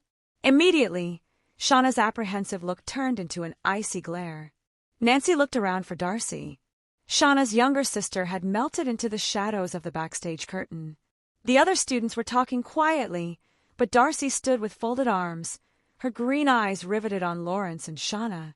If Madame Dagrand noticed the tension in the air, she gave no indication. As soon as she had the tape player going, she walked to the front of the stage and clapped her hands. Shauna and Lawrence found their marks, the places on the stage where they were to stand when the dance started. At first, the couple moved hesitantly, as if they were afraid to touch each other. But as the music continued, it seemed to cast its spell on the two of them, and they began to move in synchronized harmony. When it was time for the difficult lift that Lawrence had flubbed the day before, Nancy held her breath. This time, however, he raised his graceful partner with ease. As he turned slowly with Shauna high above his head, Madame Dagrand and the other dancers applauded, all but Darcy Edwards. With an angry frown, Shauna's sister threw her towel around her shoulders and stomped off stage. Then, she leaped down the stage steps and stormed up the aisle of the recital hall, banging the doors behind her. Bravo! Very nice, Madame declared, smiling approvingly as Lawrence set Shauna down. Still clapping, the other students came forward and surrounded the couple. Suddenly, Nancy realized that it was starting to snow on stage, not just a few flakes, but a regular blizzard. What on earth? Madame looked up as a blur of snowflakes fluttered from offstage. It's the snow machine, one of the students yelled. Well, someone turn it off. Throwing her hands into the air, Madame started forward. I'll do it, Lawrence said quickly. By then, a thin layer of snow had begun to accumulate on stage. I can't believe this, said Madame, shaking her head. What else is going to go wrong? Lawrence hurried across the stage. Suddenly, his feet slipped out from under him. Lurching sideways, he fell into Madame Dagrand, knocking her backward. With a gasp, Nancy jumped up. Madame, she cried. But it was too late. The directress flew off the stage, dropping several feet to the floor of the recital hall. Chapter 7. Big Preparations. Nancy rushed to Madame's side. The directress was sprawled on the wooden floor, her arms and legs jutting out at odd angles. Her eyes were closed. Lawrence jumped from the stage and kneeled next to Nancy. When Nancy looked up, she saw Shauna and the other dancers staring from the edge of a stage, concerned expressions on their faces. Behind them, snow continued to fall onto the stage floor. Don't move her, Nancy cautioned. Shauna, call 911. Wait, Lawrence said as Madame's lids began to flutter open. Madame, are you all right? Madame stared up at him. Yes, she replied, sounding dazed. What happened? What am I doing here? She asked, struggling up on her elbows. Nancy put her hands gently on the directress's shoulders. Madame, she said, please don't move. You might have broken something. Nonsense. Madame sat up and gave her arms a shake. Lawrence gently checked Madame's knees and calves. Holding her ankle up, he rotated first one foot and then the other. Any pain? He asked. Madame shook her head. I'm fine, she said. Now help me up, she added, holding out her hand to Lawrence.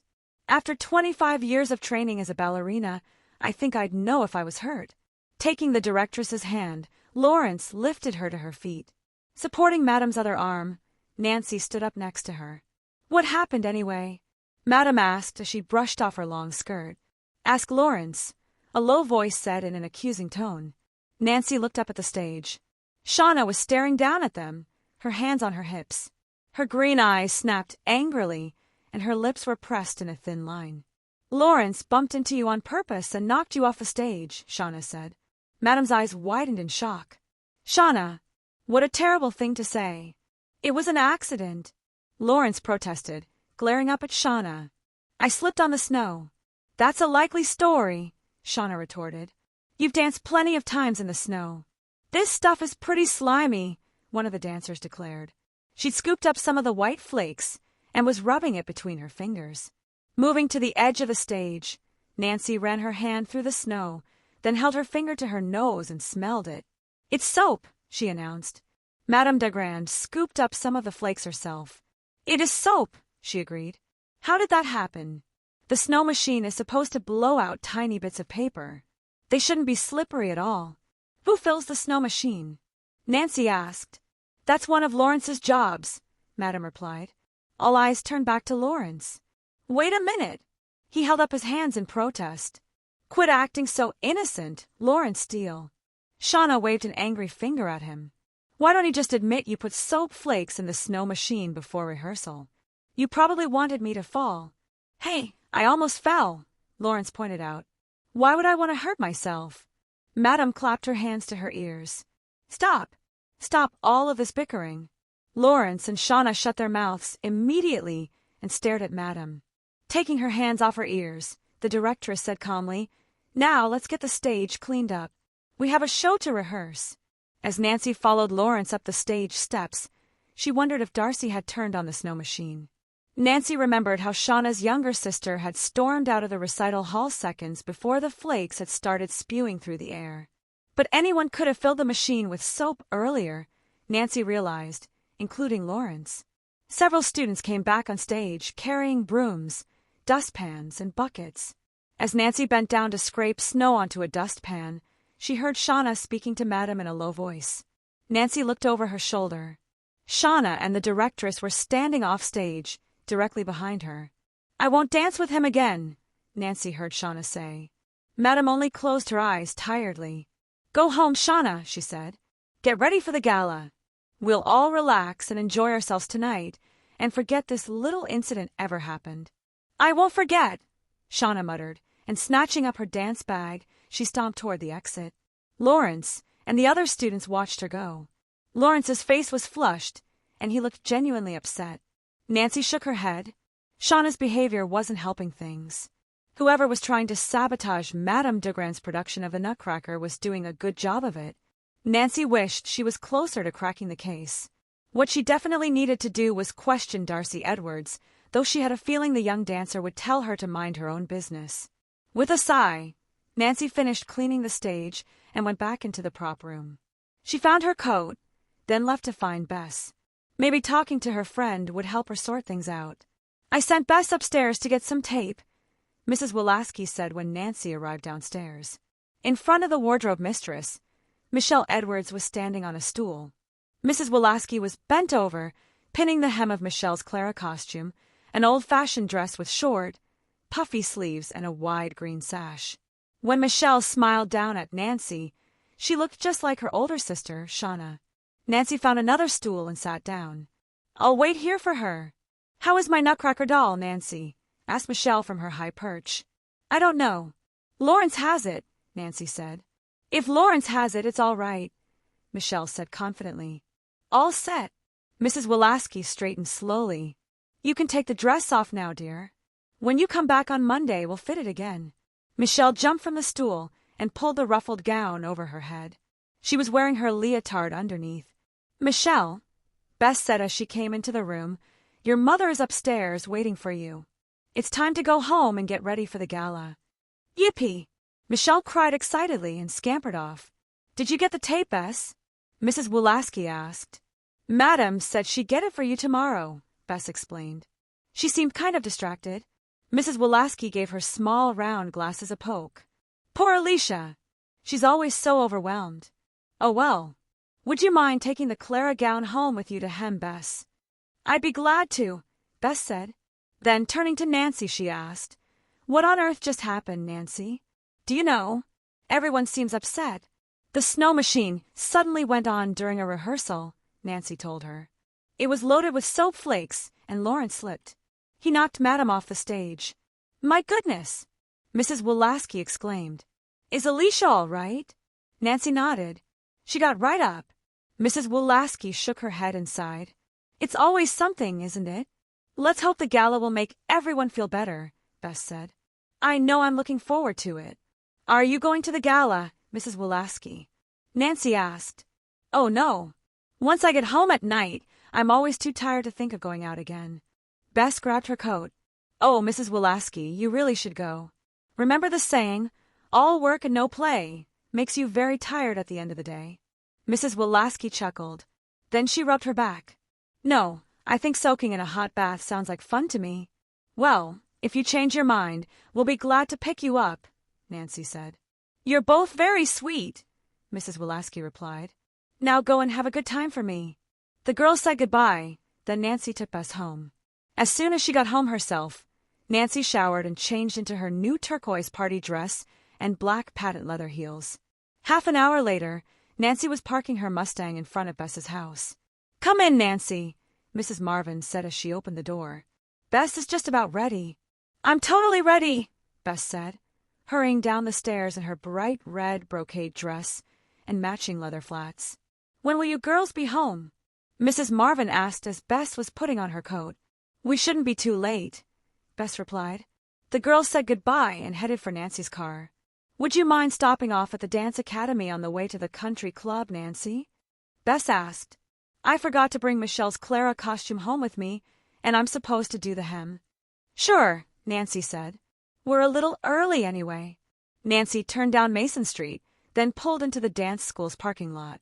It was dark, and the only other vehicle in sight was the school van, which was parked in its usual place at the back of the lot. I don't think anyone's here, Nancy said. How did you plan to get in? I've got a key, Bess said. She opened her black evening bag and took it out. Mrs. Wolaski loaned it to me yesterday, and I forgot to give it back. Nancy pulled the Mustang to the end of the front sidewalk and parked. Giggling, the two girls held on to each other as they inched their way up the icy walk to the school in their dress shoes. Once inside the door, Nancy was about to turn on the lights when she heard a noise coming from down the hall. Did you hear that? She whispered to Bess. Bess nodded. I sure did. I'm going to check it out. Wait here, Nancy said, slipping out of her heels. No way, Bess said, taking off her own party shoes. I'm going with you. Nancy tiptoed down the shadowy hall in her stockinged feet. The hall was dimly lit by the weak glow of an emergency light. Nancy could hear Bess breathing as she followed just behind her. Nancy stopped in front of the recital room door and put a finger to her lips. The girls listened first at the door to Studio A. Then they heard a crash from the prop room. Bess jumped. What was that? She squealed, clutching Nancy's arm. I think we'd better call the police. Nancy shook her head emphatically. If we wait for the police, she whispered, whoever it is might get away. Bess grimaced, then nodded reluctantly. Nancy hurried to the prop room. Slowly, she pushed open the door and peered inside cautiously. It was pitch black. Stepping into the room, Nancy felt along the brick wall for the light switch. Bess was so close behind her that she kept stepping on Nancy's heels. Growling! A loud growl made Nancy swing around. Bess screamed as a black shape jumped up from behind the shadowy sled. Bess screamed again as the creature lunged for the door. In the dim light from the hall, Nancy could see it had a huge head and pointy ears. A monster! And it's coming after us! Bess cried, shrinking back against Nancy. Stop, whoever you are. Nancy pushed past Bess, trying to reach the creature. But her leg hit something solid, and she tumbled over a box. At the same time, the monster bolted past her and out into the hall. Bess helped Nancy struggle to her feet.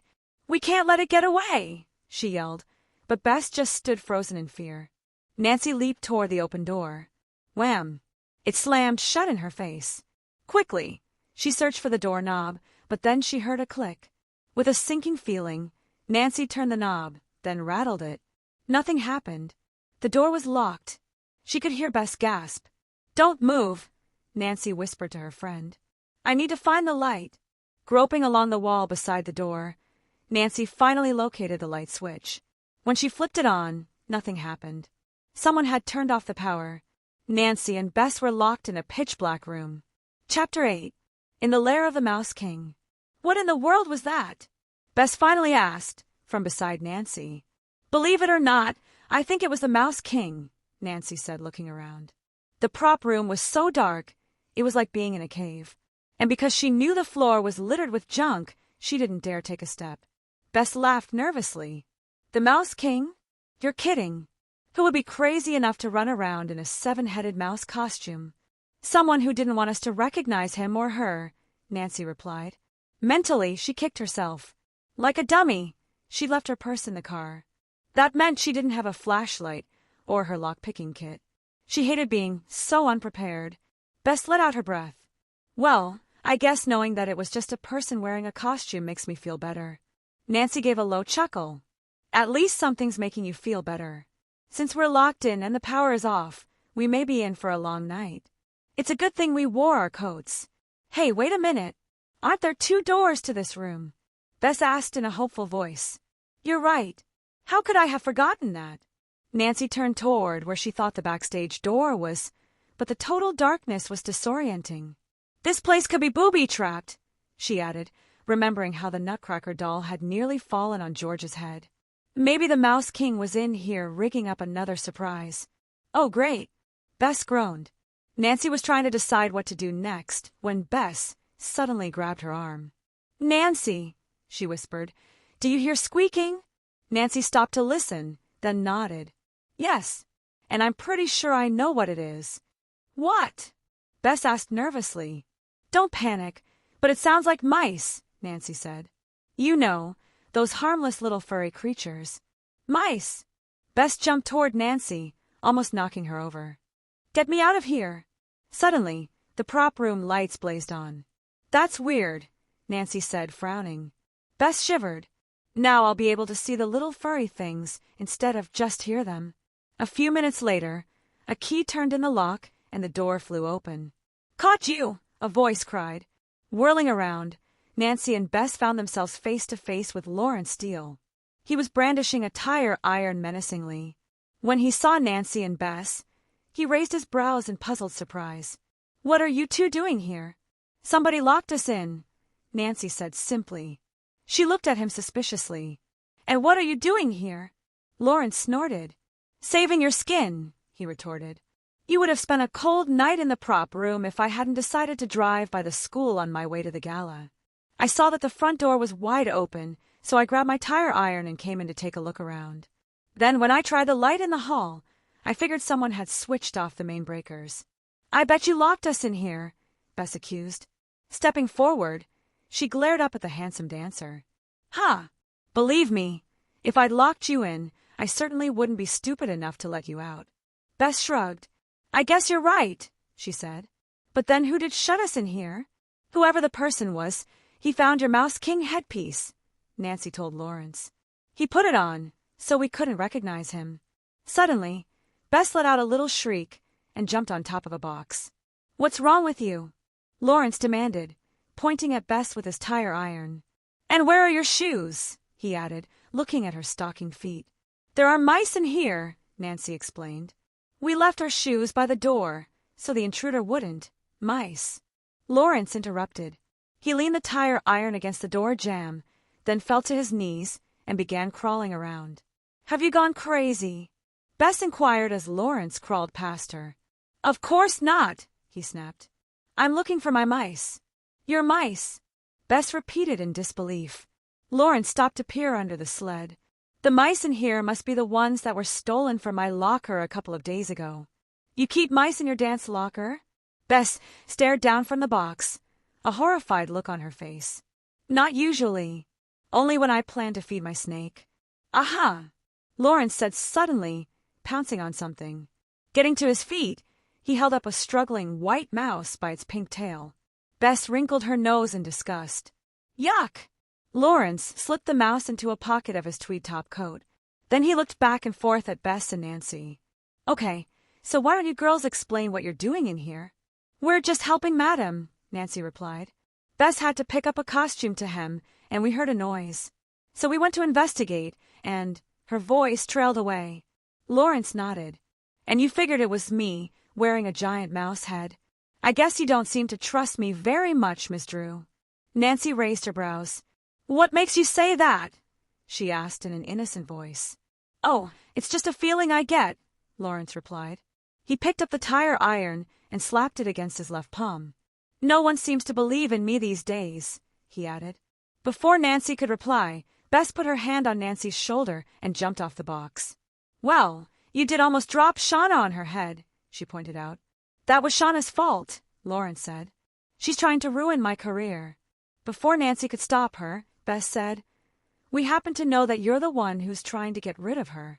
Look, another mouse! Nancy cut in quickly, pointing at the floor behind Lawrence. It just ran under the cannon. Excellent! Lawrence dropped to his knees again, and the two girls hurried quietly out the prop room door. Let's get out of here quick, Bess said, skidding down the hall after Nancy. That guy with his mice is nuts. Nancy stopped at the end of the hall. I should probably look around first, she said.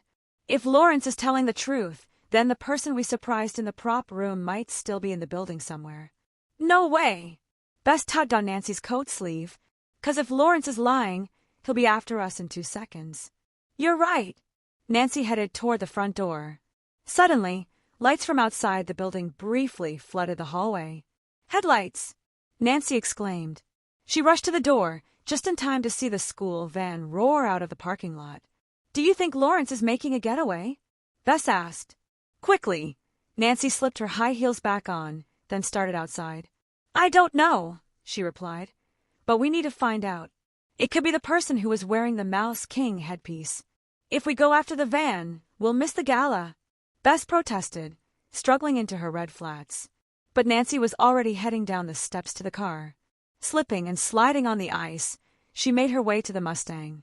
Wait for me, Bess called. She was shuffling carefully along the snowy walk, trying not to fall. Nancy jumped into the car and started the engine.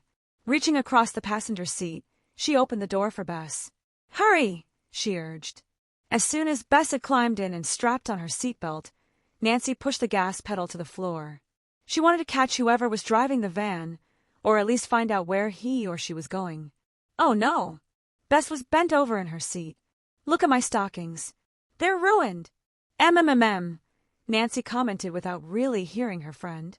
She was trying to spot the white van. Suddenly, she saw it make a left turn several cars ahead. There it is, she cried, wheeling the Mustang abruptly into the left lane. Bess grabbed for the dashboard. Can you see who's driving? Nancy shook her head. Too far away. Just then wet snowflakes began to hit the windshield. Oh, great, Nancy groaned as she flipped on the wipers. Just what we don't need. Brace yourself. Bess, I'm turning. With both hands tight on the steering wheel, Nancy made a sharp left. The snow was falling faster, and it was hard to see out the window. Did we lose the van? Bess asked. Let's hope not. Nancy checked out the side window. Can you tell where we are? Yeah, Bess replied. It's that new apartment complex. You know, the one they advertise as having jacuzzis, a health club, and an indoor pool. Nancy thought for a minute as the Mustang cruised down the street. There were 3 apartment complexes on each side. Who from the dance school would have a place here? She mused. My guess would be Lawrence, Bess replied. But I think this place is pretty expensive. Glancing out the window again, Nancy noted that each complex consisted of 4 apartment buildings built around a central court. In the middle of the court was a pool and some kind of recreation room. The apartment buildings themselves were 3 levels high, with fancy balconies overlooking the pool. They do look pretty nice. Nancy stopped the car at the end of the main thoroughfare. So where did the van go? There's no way out.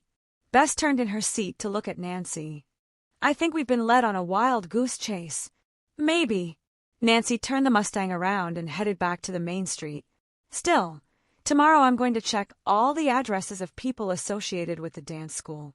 We may just get lucky. Suddenly, As Nancy drove past the second complex on the right, she heard the roar of a motor close behind them. She looked in the rearview mirror, but the rear windshield was covered with heavy snow. Then she heard another roar. Something smacked the Mustang's rear bumper so hard that Nancy and Bess were both thrown forward. Bess's eyes widened. "Someone's crashing into us!" she cried fearfully. "Hold on," Nancy said in a low voice. She rolled down her window and shot a look over her shoulder. The white van was about 15 feet behind them. Almost immediately, its motor roared as it headed after them again. Sticking her head back inside, Nancy stepped on the gas, hoping to shoot out of the van's path. But as she did, the Mustang's back wheel spun in the slippery dusting of snow on the street, and the car fishtailed forward. Quickly, Nancy wiped off the side mirror. The van was swerving after them, as if its driver were determined not to let them get away. Suddenly, Bess sat up straight in her seat. "Nancy, stop!" she screamed. "We're headed for the intersection." Nancy hit the brakes hard. At the same time, she heard the crunch of bumper against bumper as the van rammed them from behind. The force sent the Mustang skidding forward, through the red light and straight into traffic. Chapter 9. A Gala Event. "We're going to crash." Bess threw her arms in front of her face and screamed as the Mustang skated sideways into the intersection. Horns honked and tires screeched. Nancy took her foot off the brake, remembering her dad's advice about driving in the snow. Slamming on the brakes would only make the car fishtail like crazy. Still, Nancy knew Bess was right. There was no way they were going to get through the intersection without an accident. Crunch! The Mustang hit something hard and jolted to a stop. Nancy's head snapped back, and her seatbelt dug into her chest. But when she looked around, she saw with relief that Bess and the car seemed to be all right. "We probably hit a curb," Nancy thought with relief. Bess was staring at her in amazement. "We're still in one piece," she said in a shaky voice. Nancy nodded slowly. "I think we made it." "Phew." Bess's shoulders slumped and she buried her head in her hands. "Remind me never to go to a demolition derby. I've been in one already." A rapping sound on the window made Nancy look up.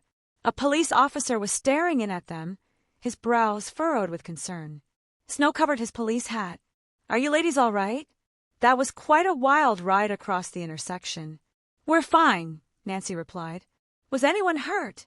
The officer shook his head. "Believe it or not, it appears that we have just a couple of dented fenders." Bess leaned forward. "It wasn't her fault, officer," she said. "A van rammed us from behind." "We know. Lucky for you. A witness saw the van hit you, then take off. They even gave us a license number. My partner's calling it in." "We already know who the van belongs to," Nancy said grimly. "A jealous boyfriend," the officer guessed as he pulled out a pad. Nancy shook her head. "The van belongs to Madame Degran's Dance Academy on Mason Street. We think the person driving it broke into the school." The policeman stopped writing. This is serious. Let me see what my partner found out. Then we'll fill out an accident report." When the officer had left, Nancy opened the car door and walked to the front of the Mustang. Luckily, the car had only collided with the curb opposite the entrance to the apartment complex. The two side tires were crunched against the concrete. It looked as if she would still be able to drive it. Nancy was thankful they hadn't been going very fast when the van rammed them. "Is the car okay?" Bess called. "I guess we lucked out." Nancy glanced at the intersection. Fortunately, the Mustang was far enough off the road so that traffic could move around it. On the other side of the street were the two police cars, their red lights flashing. In the middle of the intersection, 3 cars were piled into each other. A cluster of people had gathered around them. Nancy grimaced. "Those must be the drivers who had to brake to avoid us." "We should go over and thank them," Bess said. "That's for sure." Nancy shut her car door, then walked around to Bess's side. "Then, after we make out our accident report, I'd like to go back to the dance academy. The culprit may have ditched the van back there." Bess sighed. "I should have known you'd say that. I guess I don't feel much like going to the gala anymore anyway. I mean, look at my stockings and shoes," she added, glancing down at her snow-caked flats and the runs that striped her stockings. "It is getting late," Nancy said as she walked to the edge of the road. Traffic was light, but the snow was still falling steadily. "We're still going to the gala, though, Bess, so start getting in the party mood." Nancy looked both ways, then sprinted across the road, calling over her shoulder. I wouldn't miss it for anything. Half an hour later, Nancy and Bess pulled onto Mason Street. When the dance school was in sight, Nancy switched off the car lights. Bess grasped Nancy's sleeve. "Look! The van!" Nancy peered out the window.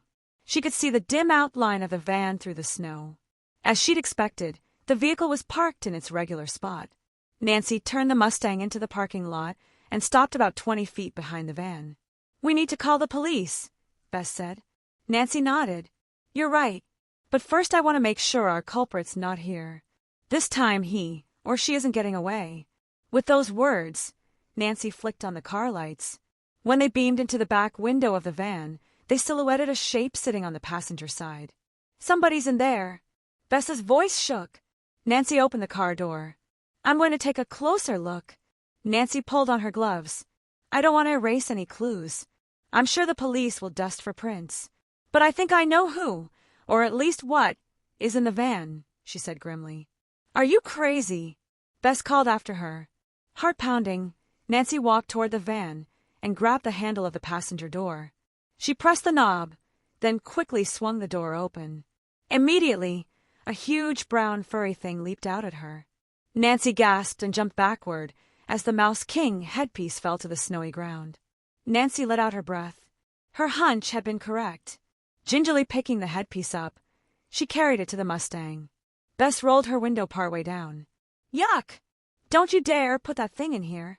Be brave, Bess, because I don't have any other place to put it." Opening her door, Nancy threw the headpiece into the back seat. "I'm going to look around a bit." Nancy walked back to the van. Right away, she saw that a single pair of footprints led to the road from the driver's side. The prints were too small to belong to Lawrence, but probably just right for Darcy. Nancy followed the prints to the street, where the footsteps met up with another set of tire tracks. Whoever had been driving the van had been alone until they met someone in a car. Nancy retraced her steps to the van. Bess was standing beside it, her arms wrapped around her chest. She was shivering. "I refuse to stay in the car with a giant mouse," she said. Nancy laughed. "Then help me look around. I need to find out what the person was trying to do when we surprised him or her at the school." She walked quickly to the back of the van. "Good question," Bess said, following Nancy. "But why did the person lead us into the apartment complex, then slam us from behind?" Nancy shook her head. "It does seem kind of strange. I think he or she was just trying to scare us off." She tried the van's back double doors and found they weren't locked. Nancy peered inside the van. Except for a spare tire, it was empty. Bess looked over her shoulder. "Well, if the Mouse King guy took something from the school, it's gone now." Placing her hand carefully on the van door, Nancy hoisted herself into the back of the vehicle. Keeping low, she made her way to the other side of the spare tire, where a red glow caught her eye. When Nancy bent to look closer, she could see that the object was a smashed Christmas tree ornament. Nancy held up a piece of the broken ball for Bess to see. "Is that one of Mrs. Farnsworth's ornaments?" Bess asked in surprise. "No, it's one of mine. I recognize the lace I glued around it," Nancy said, jumping from the van. Bess furrowed her brow. "But why would anyone steal your ornaments?" "Maybe our thieves just want to ruin the production any way they can," Nancy guessed as she shut the van doors. "But why would anyone chance breaking into the school tonight just to get some cheap ornaments? It seems awfully risky." "Not that risky," Bess pointed out. "Whoever it was probably thought we were all going to be at the gala." "You're right." Nancy hurried toward the Mustang. "We need to call the police, then get to the gala ourselves. We might just find out who else came late to the party." 15 minutes later, the girls pulled into the driveway of the River Heights Country Club. "If Darcy and Lawrence aren't at the gala yet, we're definitely on the right track," Nancy said. "And what if they've been here the whole time?" Bess asked.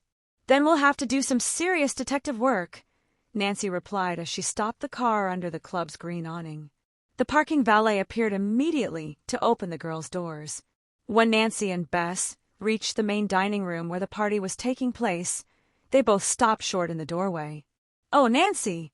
Bess exclaimed. "It's the Land of Sweets."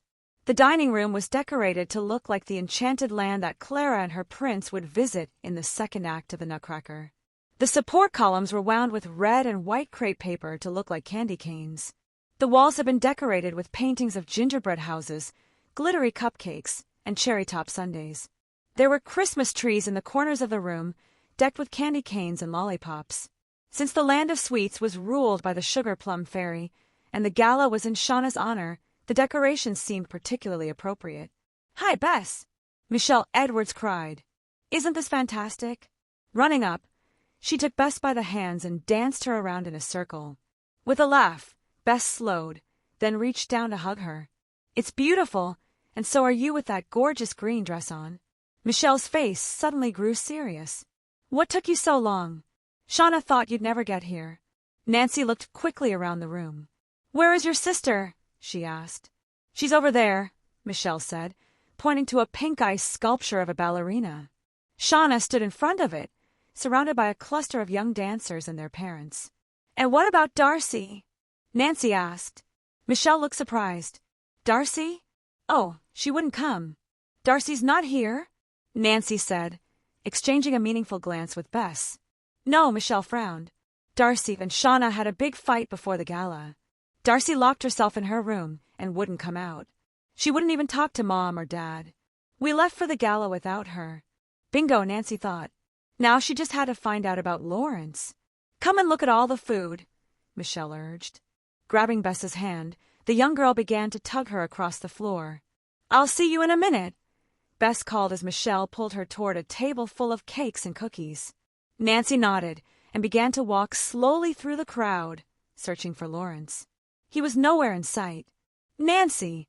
Shauna cried when she caught sight of her friend. Excusing herself to her fans, the dancer hurried over to Nancy. She looked stunning in an off-the-shoulder midnight blue satin sheath. "Where have you been?" Shauna asked. "All these kids and parents are driving me crazy." "I'll tell you later," Nancy replied, looking over her shoulder. She could see Madame Dugran talking to another group of people, gesturing dramatically. Nancy knew she'd have to find a moment alone with the directress soon, to tell her what had happened earlier in the evening. "Where's Lawrence?" Nancy asked, turning back to Shauna. The redhead's cheeks flushed pink. "That jerk. He showed up for half an hour to charm everyone, and then he left, without any explanation." "Do you know where he went?" Nancy pressed. To Nancy's surprise, Shauna suddenly looked as if she were about to cry. "Why don't you ask him yourself?" she said, nodding toward the entrance. Nancy whirled around. Lawrence was standing in the arched doorway, arm in arm with a triumphant-looking Darcy. Chapter 10. A sobbing suspect. Nancy stared at the newcomers in the doorway. It appeared that Darcy and Lawrence had just arrived together. If so, then Nancy was sure the two of them could have been responsible for sabotaging the Nutcracker production. Nancy knew she'd have to find just the right time to confront them. "Look at those two," Shauna whispered. "Lawrence struts back in like a peacock, and Darcy's got so much eyeshadow on she looks like a raccoon. She's trying to look sophisticated." Trying not to appear too obvious, Nancy studied the couple as they came into the room. Darcy was wearing a short black knit dress that accented her creamy skin and chestnut hair. But her eyes were slightly puffy, as if she'd been crying. Nancy swung her gaze to Lawrence. He looked even more handsome than usual, dressed in a navy sports coat and gray pants.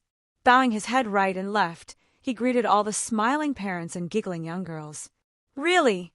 Shauna grumbled. "You'd think Lawrence was some kind of celebrity." For a second, Nancy glanced back at Shauna. Arms crossed in front of her, Shauna glared at the couple as they walked into the main hall. It looked almost as if she was jealous of Lawrence and Darcy, instead of the other way around. "So what did you and Darcy fight about before the gala?" Nancy asked Shauna gently. Leaning closer to Nancy, Shauna glanced around to make sure no one was listening. "Everything," she said. "Darcy accused me of trying to steal Lawrence away from her." Shauna rolled her eyes. "Can you believe it? Why would I want to steal Mr. Steele?" She chuckled half-heartedly at her joke. "Then I told Darcy that I was tired of all her sulking and little temper tantrums. I said I wasn't going to let her and Lawrence ruin the whole show for Madam." "What did she say to that?" Nancy asked. "Well, Darcy claimed she didn't know what I was talking about, but I know she was lying. Then she kicked me out of her bedroom and said she wasn't going to go to any stupid party in my honor." Nancy thought for a moment. It didn't sound as if Darcy had planned the argument with Shauna in advance, which meant she probably hadn't planned to skip the gala. But that didn't mean she and Lawrence hadn't schemed about breaking into the dance school. Maybe the argument had fit conveniently into their plans. That way, only Lawrence had been conspicuously absent from the gala. But had Darcy been the one who had rammed her and Bess with the van? Nancy frowned. It was hard to imagine that Shauna's sister could have been that ruthless. Suddenly, Nancy spied Madame alone by the buffet. "Come with me, Shauna," Nancy said. "I want to tell Madame what happened tonight, and you should hear it too." The two girls wove their way through the groups of chatting parents. Nancy could hear a few people grumbling about all the problems that the school was having. At the buffet table, Nancy got in line behind the directress and began to fill her plate with triangle sandwiches and stuffed mushrooms. "May I speak with you privately for a minute, Madam?" she asked in a low voice. Madame looked up, a wary expression on her face. "Now, dear? In the middle of the party?" Nancy nodded. "Yes. It's important that I talk with you before the police do." At the word police, Madame's eyes flew open and Shauna gasped. Carrying their plates, the three of them found a quiet spot across the room. Nancy told Shauna and Madame about the Mouse King surprising them in the prop room and Lawrence showing up. "What was Lawrence doing at the school?" Madame asked, sounding puzzled. "He said he was just driving by," Nancy told her.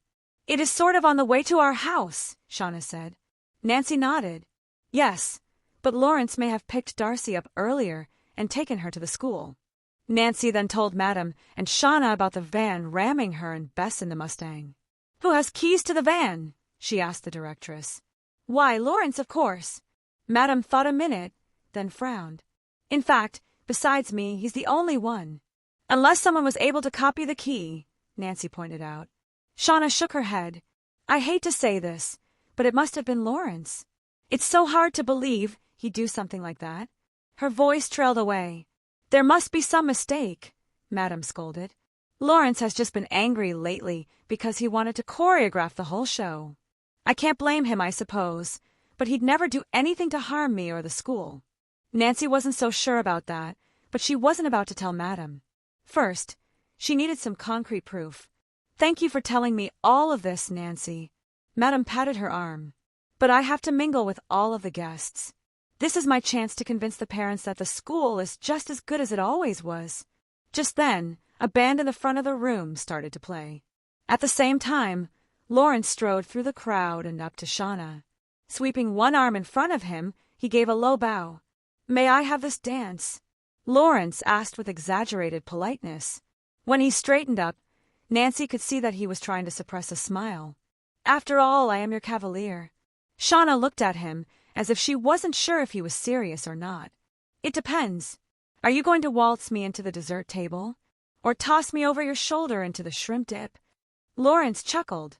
"Only if you want me to," he teased. "It might give us good publicity for the show." Shauna glanced over at Nancy. "Sounds like an offer you can't refuse," Nancy said lightly. She didn't blame Shauna for hesitating, but she also didn't want to arouse Lawrence's suspicions. Besides, something in Shauna's expression made Nancy think that Shauna really did want to dance with Lawrence. Was there more going on between the two of them than I'd thought? Nancy wondered. Maybe they didn't dislike each other so much after all. "All right." Shauna looked back at Lawrence. "But the first time you step on my toes, I'm bowing out." "It's a deal," Lawrence agreed. Shauna put her hand on his arm, and the two of them headed toward the dance floor. Soon, Lawrence was gracefully twirling Shauna around the other dancers in an old-fashioned minuet. "Wow!" Nancy heard someone sigh beside her. Bess was staring at the couple with dreamy eyes. "Just look at those two dance. They're like the prince and princess in a fairy tale. Or the sugar plum fairy and the mouse king," Nancy commented ruefully. Bess gave her a puzzled look. But before Nancy could explain that she was pretty sure that Lawrence had had a hand in the thefts, she caught sight of Darcy Edwards. Shauna's younger sister was standing with a group of girls her age. All their eyes were trained on Lawrence and Shauna. The other girls' expressions were ones of admiration and delight, but Darcy had a look of intense jealousy on her face. Her eyes were narrowed and her mouth was set in a grim line. Suddenly, Darcy turned and rushed from the room. "I'm going to follow Darcy," Nancy told Bess. "It's time I found out what's going on." Nancy hurried from the dining room and into the main lobby. Darcy Edwards was nowhere in sight. Then Nancy saw the door of the ladies' room swing shut. Striding across the oriental rug, Nancy headed down a short hall and pushed open the door. The lavish ladies' room was empty, but Nancy heard a muffled sob coming from one of the stalls. "Darcy," she called softly. "Are you all right?" "It's me, Nancy." The sob stopped abruptly. Someone blew her nose. "I'm fine." Nancy shut the door behind her. "You don't sound fine." "So, what do you care, anyway?" "You're Shauna's friend." "Yes, but I'm also a friend of Madam, and I'm interested in making sure the Nutcracker production goes smoothly." There was a long pause. "So what does that mean?" Darcy said in an angry voice. "Why don't you tell me?" Nancy challenged, folding her arms. She leaned back against the sink and waited. 5 minutes later, Darcy opened the stall door and peered out. Her mascara had run beneath her eyes, giving her a haunted look. "Is anyone else here?" she asked warily. Nancy shook her head. With a sigh, Darcy walked over to the sink. Grabbing a paper towel, she moistened it and dabbed at her eyes. "Okay, so it's no secret that I hate Shauna," Darcy said bitterly. "And why shouldn't I? She took the part that should have been mine. Then she stole Lawrence." Nancy raised one brow. "Stole Lawrence? I didn't know you two were even dating.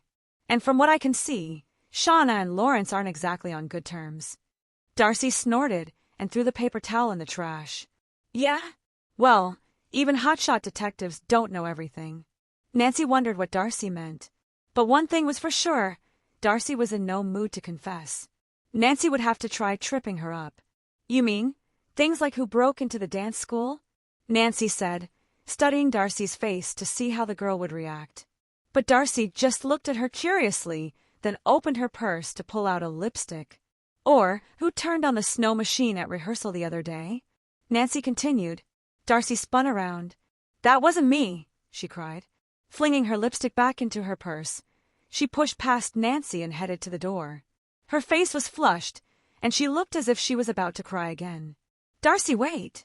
Nancy grabbed the girl's elbow, but Darcy jerked her arm from Nancy's grasp. "I'd like to help," Nancy said gently. "No, you wouldn't," Darcy spat out. "You just want to make sure that Miss Big Star Shauna doesn't go back to New York."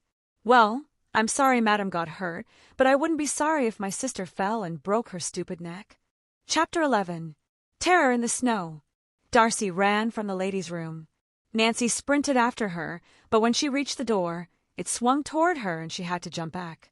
An elderly woman, wearing a high-necked velvet dress and pearls, had walked into the ladies' room.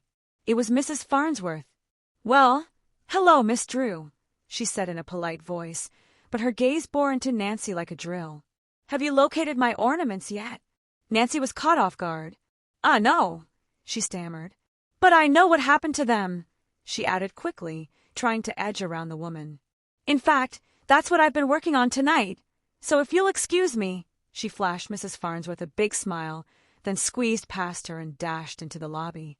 Seeing that Darcy wasn't there, Nancy hurried into the main dining hall. Shauna was next to the dessert table, talking to Bess. Standing on tiptoe, Nancy scanned the crowd for Lawrence. Had he taken Darcy home? Then she spotted him, next to Madam and several parents who appeared to be leaving with tired kids. Nancy checked her watch. It was almost 11. Bess caught sight of Nancy and waved. "Boy, you should have a piece of this cake," she said when Nancy walked up to her and Shauna. "Did you see Darcy?" Nancy asked. "Yes," Shauna replied. "She burst in here a second ago and told my dad that she was feeling sick and wanted to go home. They're probably getting their coats." "I guess Darcy didn't confess," Bess said. Shauna shook her head. "There's no way Darcy drove that van. My sister may have done some stupid things these last couple of days, and maybe she was trying to ruin the ballet, but she wouldn't hurt anyone on purpose." Shauna sighed heavily and set down her cake plate. "I'm exhausted. I guess I'd better round up my mother and Michelle. Dad will be back in a few minutes to get us. I'll see you two Monday, okay?" Nancy and Bess nodded and waved goodbye. Then Nancy turned to the dessert table and cut herself a slice of cake. "I'm convinced I'm missing something," she told Bess, frowning. "I've been so sure the troublemakers were Lawrence and Darcy that I haven't suspected anyone else. Maybe—" "Oh, come on, Nancy." Bess chided as she studied a tray of cookies. "It has to be them." Shauna's just sticking up for her sister. I mean, Lawrence and Darcy are the only ones with motives, right? True. Still, something was nagging at Nancy. Then she realized what it was that was bothering her, the footprints. Plunking her plate on the table, Nancy twirled around. Come on, we've got to go, she told Bess. I need to check out those footprints before the snow covers them. We may be too late already. What? With a look of dismay, Bess glanced at the dessert table, then back at Nancy. We're going to leave all this. Yup. Grabbing Bess's hand, Nancy began to lead her friend to the coat room. To make up for it, I'll owe you a sundae at Yogurt Heaven. Soon Nancy and Bess were back in the dance school's parking lot. The snow had stopped, but now there was a confusion of footprints around the van. The police must have been here, Nancy guessed. They were probably trying to verify that this was the vehicle that rammed us. How are you going to find Darcy's prints in all this mess? Bess asked. Flicking on her flashlight, Nancy walked from the van's passenger side to the road. I'll have to find the path she made, she said. Suddenly, Nancy bent down. Here they are, she told Bess excitedly. Just as I thought. Nancy shined the light on the perfect prints. Are you going to fill me in? Bess asked. Her teeth were chattering, and she was rubbing her hands up and down on her coat sleeves. Before I freeze to death? Nodding, Nancy stood up. Those footprints are about the same size as Darcy's, which is why I immediately thought she'd made them. But now I'm not so sure. She aimed the light closer. Look at the pointy toes. So, maybe Darcy borrowed her mother's shoes. Nancy flicked off the light. Maybe. But if you were a teenager out to burglarize someplace, what would you wear? Bess thought for a moment. Probably my flat-heeled boots or my tennis shoes. Exactly. Nancy started back to the Mustang. Bess followed behind her. Okay, so what do the pointy shoes prove? Nothing, Nancy told her. Yet. But maybe Shauna's right. I need to stop concentrating on just Darcy and Lawrence.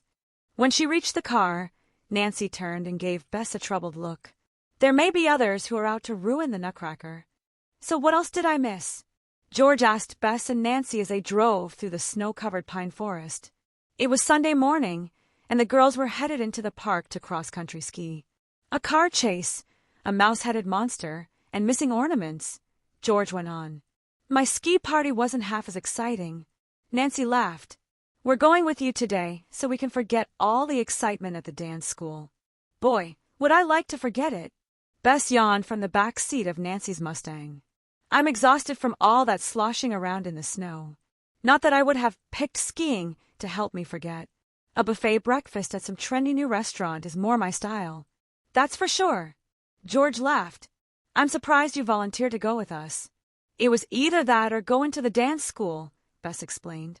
Madam actually called this morning to say that Mrs. Wulaski was showing up and would I like to come in and help. I had to think of a quick excuse. Going skiing with you, too, was the only thing I could think of. I talked to Madam this morning, too, Nancy said. The police contacted her. The ballet school's van was definitely the one that ran into us. Fortunately, since Madam can prove she wasn't driving it, she won't be liable. Nancy frowned. Unfortunately, Lawrence can't prove he wasn't driving it. The police said he has no alibi except when he was with Darcy, and that wasn't until later. And since Lawrence is an employee of the school can be liable for the damages to all the other cars. Bess groaned. Oh no. Poor Madam. She doesn't need lawsuits on top of everything else. Which means you've got to prove who was driving that van, Nancy, George said. Nancy nodded as she pulled the Mustang into the parking lot. And soon, but half an hour later, when the girls skied into the park, Nancy tried to forget about Madam and her problems. The sun was sparkling through the branches of the pine trees, making the snow glisten. And since it was fairly early, the three of them had the trail all to themselves. Ready for something besides the beginner trail? George called to Bess when they reached an intersection in the trails. She pointed up a hill with her ski pole. I don't know. Bess's cheeks were bright red from the cold and exercise. I always forget how much work this is. Can't we go back and have lunch? With a grin, Nancy checked her watch. It's only 10 o'clock, and why would you want to be inside on such a great day? She looked up through the trees. Just look at that sky. Not without my dark glasses, Bess grumbled. Cheer up, Bess. George laughed at the disgruntled expression on her cousin's face. It sounds like help is on the way. Hear that engine? Maybe it's a park ranger bringing us some hot chocolate. Nancy looked up the intermediate trail. It sounded as if the snowmobile was coming down the steep hill. Suddenly it zoomed into sight, bouncing over a ledge of rock and tearing down the trail toward them. Nancy caught a glimpse of the driver. He was wearing a black ski mask over his head. That's no park ranger, George called over her shoulder. This guy's not supposed to be on the trail. Maybe we'd better tell him. Nancy slid her skis forward. The driver was going down the hill very fast, and instead of slowing down as he approached them, Nancy heard him accelerate. He was going to run right into them. Get off the trail, Nancy yelled, waving her ski pole at George and Bess. Doing a neat turn, Nancy quickly coasted into the woods. Ahead of her, she could see George ski into a small grove of pines. But right behind her, Bess was still on the trail. Her left ski was crossed under her right one, and she couldn't move. Bess, hurry! Nancy cried. I can't, Bess wailed. Suddenly, she toppled sideways, landing in the middle of the trail. Bess! Nancy flipped her own skis around. But as she looked back up the trail, her heart caught in her throat. The snowmobile was barreling down, picking up speed, and the driver was leaning over the handlebars, steering right for Bess. Chapter 12. A Lost Clue. Nancy threw herself forward into the snow. Reaching in front of her, she grabbed Bess's ski jacket. Using all her strength, Nancy pulled her off the trail. The snowmobile zoomed past in a spray of snow, running over the back tips of Bess's skis. Then it skidded to a stop, spun around, and faced them again. Look out! It's coming back! Nancy screamed. Scrambling to her knees, Nancy tried to free her boots from the bindings. Nancy, get down! She heard George yell. Looking up, she saw her friend standing in the middle of the trail. George's skis were off, and she was holding a tree branch in both hands like a baseball bat. Dropping down, Nancy flattened herself against the snow. She could hear Bess breathing heavily beside her. But after seeing George, the snowmobiler apparently had second thoughts. With a roar of the motor, he turned around and headed away from them. Phew! That was a close one, George finally gasped. Throwing down the branch, she reached out her hand to Nancy. Let me help you up. Nancy struggled to her feet, managing to get her skis going in the right direction. That was a close call, she said. Oh, it feels like I broke both ankles, Bess said from the ground. Putting her hands under Bess's arms, George lifted her cousin up. Bess's skis angled wildly into the air, and her poles were on the other side of the trail. Once she was safely on her feet, Bess gave George a pat on the back. Thanks for scaring that creep off, she said. Whoever it was, he sure wasn't fooling around. That's for sure, George agreed. As she walked over to get her own skis, George asked Nancy, Who do you think it was? And why was he or she after us? Nancy shrugged.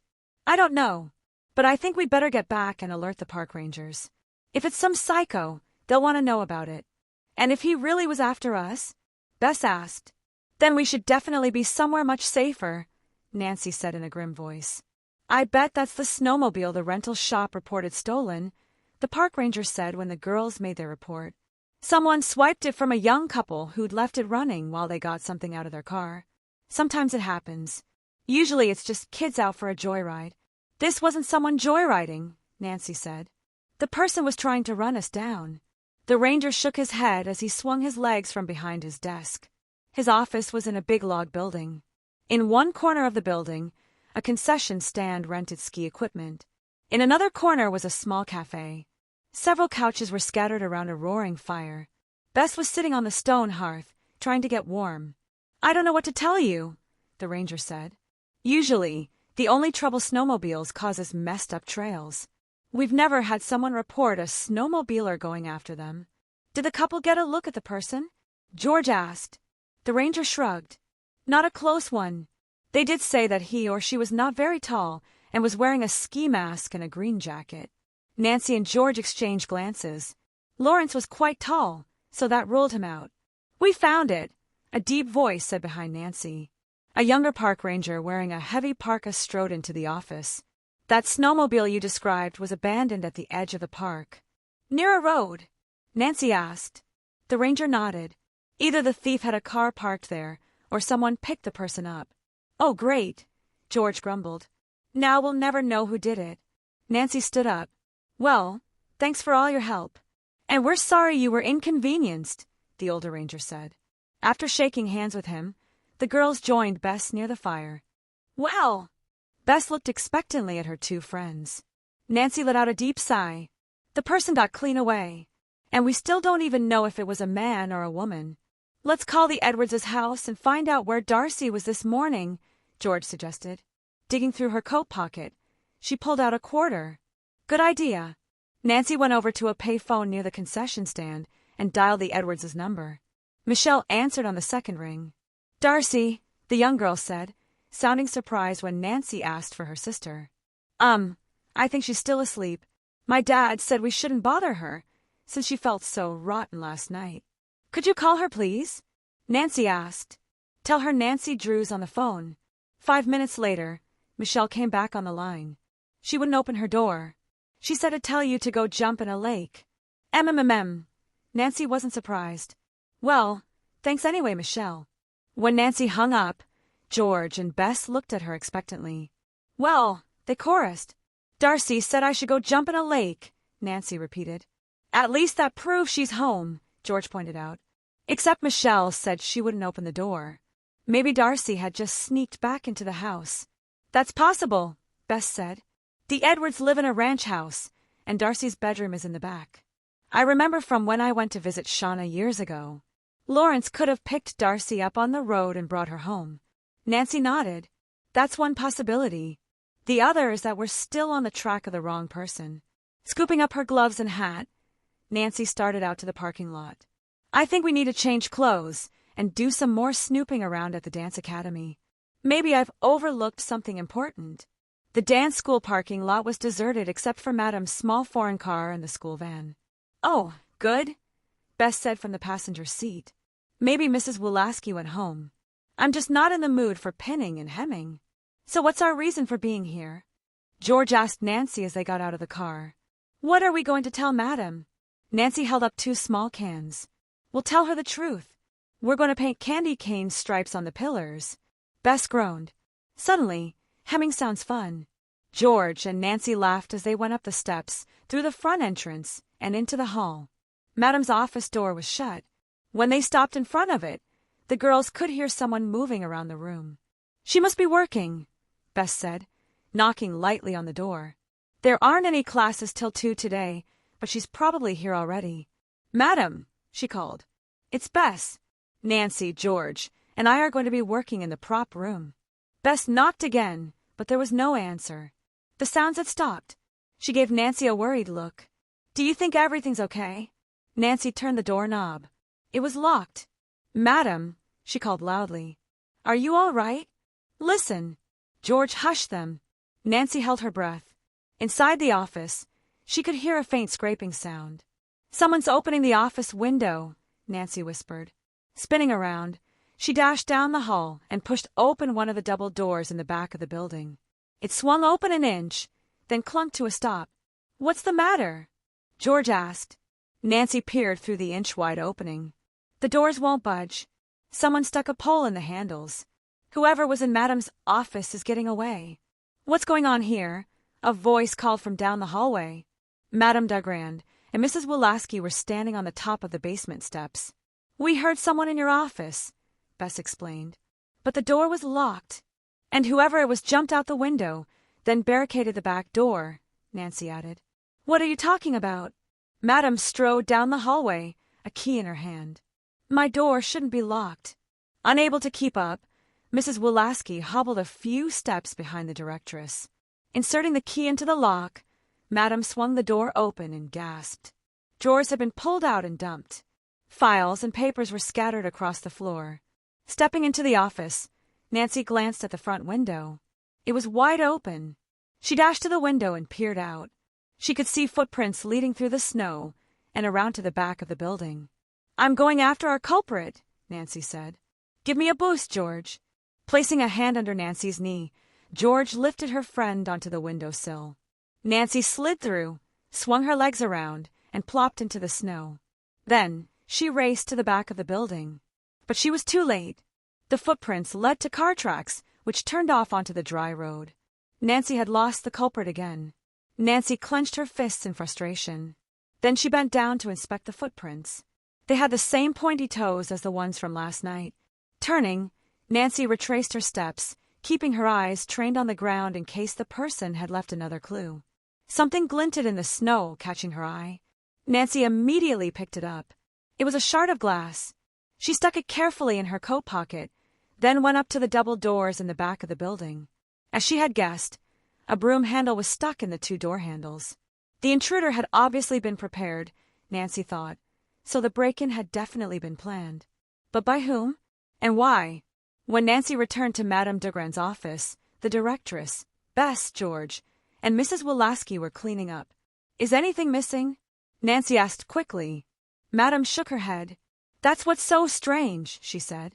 "So far, nothing seems to have been taken. It appears that this is just another attempt to mess up the production." "Wait a minute," Bess said. She was standing next to the desk, hanging up the framed photos that had been knocked to the floor. Stepping back, she surveyed the wall. "Didn't you have 5 pictures, madam? 4 on the outside and 1 in the middle? I've looked everywhere, but I can only find 4. Madam moved around the desk to stand next to Bess. "You're right. But why would someone take a picture?" Nancy pulled out the shard of glass from her pocket. "That's what this must be from," she said. "The glass covering the picture. Look, there are a few more pieces of glass on the floor below that wall," she added, pointing. "Whoever took the picture must have dropped it, and the glass broke." Why would someone take one of those old photos?" Mrs. Wolaski asked. The elderly wardrobe mistress had slumped into the office chair to rest her feet. Nancy shook her head. "I don't know," she replied in a puzzled voice. "But the picture must have been stolen because it contained some kind of clue." "What do you mean?" George asked. Nancy looked up at the group in the office. 4 pairs of eyes were staring expectantly at her. "I'm not sure," Nancy said slowly. She swung her gaze to Madam. "But if you have another copy of that old photo, we may be able to solve our mystery." Chapter 13. Shredded Dreams. Everyone turned to Madame Dagran. "We're in luck," the directress replied. "I've saved all of my old photos, and I do have a duplicate of the picture that was stolen. It was from a Nutcracker production, 35 years ago." Stooping with the grace of an ex-dancer, Madame began sorting through a number of pictures scattered on the floor. Nancy knelt down beside her. "It looks as though our thief was hunting for the duplicate, too," Nancy said. "Who would know there was another copy?" Madame shrugged. "Anyone, I suppose. I love to show off my photos. Here it is," Bess announced from the other side of the desk. "It's the one of you in your sugar plum fairy costume." Madame stood up and took the picture from Bess. George and Nancy peered over her shoulder. The photo was of a group of dancers. A young Alicia Dagran, in her late teens, was in the center, poised on her toes. The other dancers, all about the same age as Alicia, were dressed in their snowflake costumes and had their arms gracefully arched toward her. "Who's that?" Nancy pointed to a ballerina on the far right. Instead of facing the photographer, she was glaring at Madame with a hateful expression. "Oh my," Madame sighed. "That's poor Grace Turner. A lovely dancer, but so competitive. She was furious that I got to dance the part of the sugar plum fairy. She claimed I stole it from her, but I didn't. I had to work hard for that part." Nancy thought. Madame's tale sounded a lot like what was happening between Darcy and Shauna. Mrs. Wolaski eased herself out of her chair. "I'm so glad you found that picture, Alicia," she said. "But if you'll excuse me, I must get back to my costumes." "Of course, Gertrude," Madame replied. She seemed to be lost in thought. "Could I see that picture again?" Nancy asked. The directress nodded and handed the photograph to Nancy, who studied it closely. Since it was black and white, she couldn't even tell what hair color Grace Turner had. "Whatever happened to Grace?" George asked. Madame shrugged. "She eventually left the company, claiming the directors were against her. I don't know if she dropped out of ballet altogether, but I never heard her name mentioned again." "Grace Turner," Nancy mused aloud. Something was trying to click in her mind. Then she remembered. "Grace Turner. GT," Nancy said excitedly. Twirling around, she retrieved her purse from the top of the desk. "GT?" Bess asked in a puzzled voice. Nancy dug in her purse and pulled out the lace handkerchief. They're the initials on the handkerchief I found on the stage after the fire. Madam's head snapped up. You're not suggesting that Grace Turner was involved in the fire? Why, that's crazy. You've really flipped, Nancy, Bess said. Grace would have to be, over 50 years old now. Wait a second, George cut in. Maybe it's not Grace, but someone who wants us to think it's Grace. Well, there's one way to find out. Nancy turned to Madam. May I borrow this picture? She asked. Why, certainly, the directress replied. But please take good care of it. It's my last one. Just then, Nancy heard a creak outside in the hallway. She glanced over at the door. It was halfway shut. Putting her finger to her lips, she signaled the others to be quiet, then tiptoed to the door. Carefully, she put her hand on the knob and flung it open. The hall was empty. Is anyone else here at the school besides Mrs. Wilaski? Nancy asked Madam. Not that I know of, the directress said. Shauna should be arriving shortly to try on her costume. Bess giggled. Maybe it was the ghost of Grace Turner, she said. Right, Nancy muttered to herself. Maybe her ideas about Madame Dugran's old rival had been a little far-fetched, but at this point, Nancy wasn't going to rule out anything. After helping Madame straighten the rest of the office, Bess, Nancy, and George went back out into the hall. What now? Bess asked. We're off to the police station, Nancy replied, heading toward the front door. To report the theft? George asked, puzzled. Nancy chuckled. I doubt the police would care that an old picture was taken. No, we're going to find out more about Grace Turner. Half an hour later, Nancy, Bess, and George were in Chief McGinnis's office at the police station.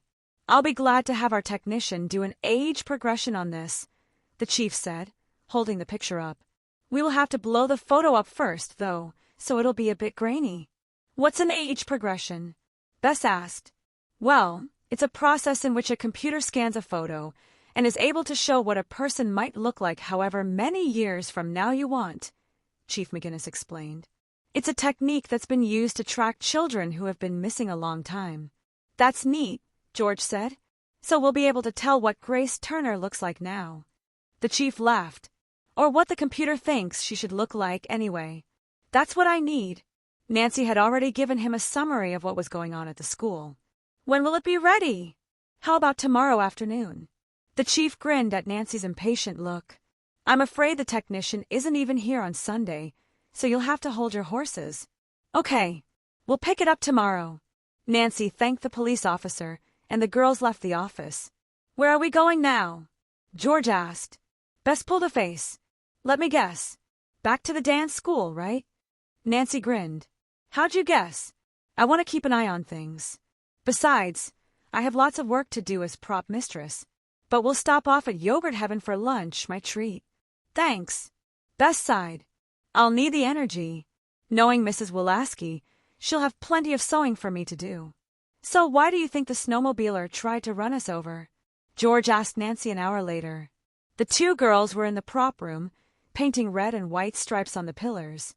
Nancy was standing on top of two boxes, trying to reach the top of a pillar. My guess is that the person was trying to scare us off. Nancy bent down and dipped her brush in the red paint. Unless they really were trying to hurt one of us, she added grimly. After all, with Bess or me out of the way, it would help foul up the production. There are only 4 more days until the dress rehearsal. George looked up at Nancy, and a drip of paint splattered on her cheek. Hey! George laughed. Let's keep it on the pillars, okay? Then her tone grew serious. You know, until the snowmobile thing, nobody has really gotten hurt. But the snowmobile, she shuddered, could have broken both Bess's legs. Nancy stopped painting. Well, if our culprit's plan is to sabotage the Nutcracker, then we've foiled them. So far, everybody's worked hard to keep the show on schedule. That means whoever the culprits are, they're starting to get desperate. George nodded. You're right. Now we just have to figure out who did it. Who did what? A deep voice asked from the doorway. Nancy swung around. Lawrence was leaning against the door frame, his hands clasped behind him. For a second, butterflies fluttered in Nancy's stomach as she wondered what he was holding. Another tire iron? We were trying to figure out who broke into the school, George answered. Lawrence snorted. That's easy. Ms. Drew and Ms. Marvin broke into the school. Then they made up a stupid story about some mouse attacking them. Nancy jumped lightly off the boxes. Oh, really? She raised one brow. Then who locked us in the prop room? You. Lawrence stepped forward, his arms still behind him. You've already accused me once. Why don't you use your imagination? Maybe you girls locked yourselves in on purpose. Why, that's a clever thought. Nancy pretended to be surprised. She moved closer to George and out of Lawrence's reach. Even though he had a teasing smile on his face, she wasn't sure what he was up to. And why would we do that? Lawrence shrugged. To make me look bad. I think you're working with our prima ballerina, Miss Shauna Edwards. And I know she would do anything to keep me down. Suddenly, the dancer thrust one hand from behind his back and into Nancy's face. Startled, Nancy jumped backward, knocking into George. Wide eyes and a wicked, toothy grin stared back at Nancy. It was the Nutcracker doll. Lawrence laughed. Nasty-looking little fellow, isn't he? But he's as good as new. So how about putting him in a safe place until Thursday's dress rehearsal? I don't want to have to fix him again. You didn't need to scare us with him like that. George snatched the doll from Lawrence's hands. Just then, a scream from the hall made all of them freeze. That's Shauna!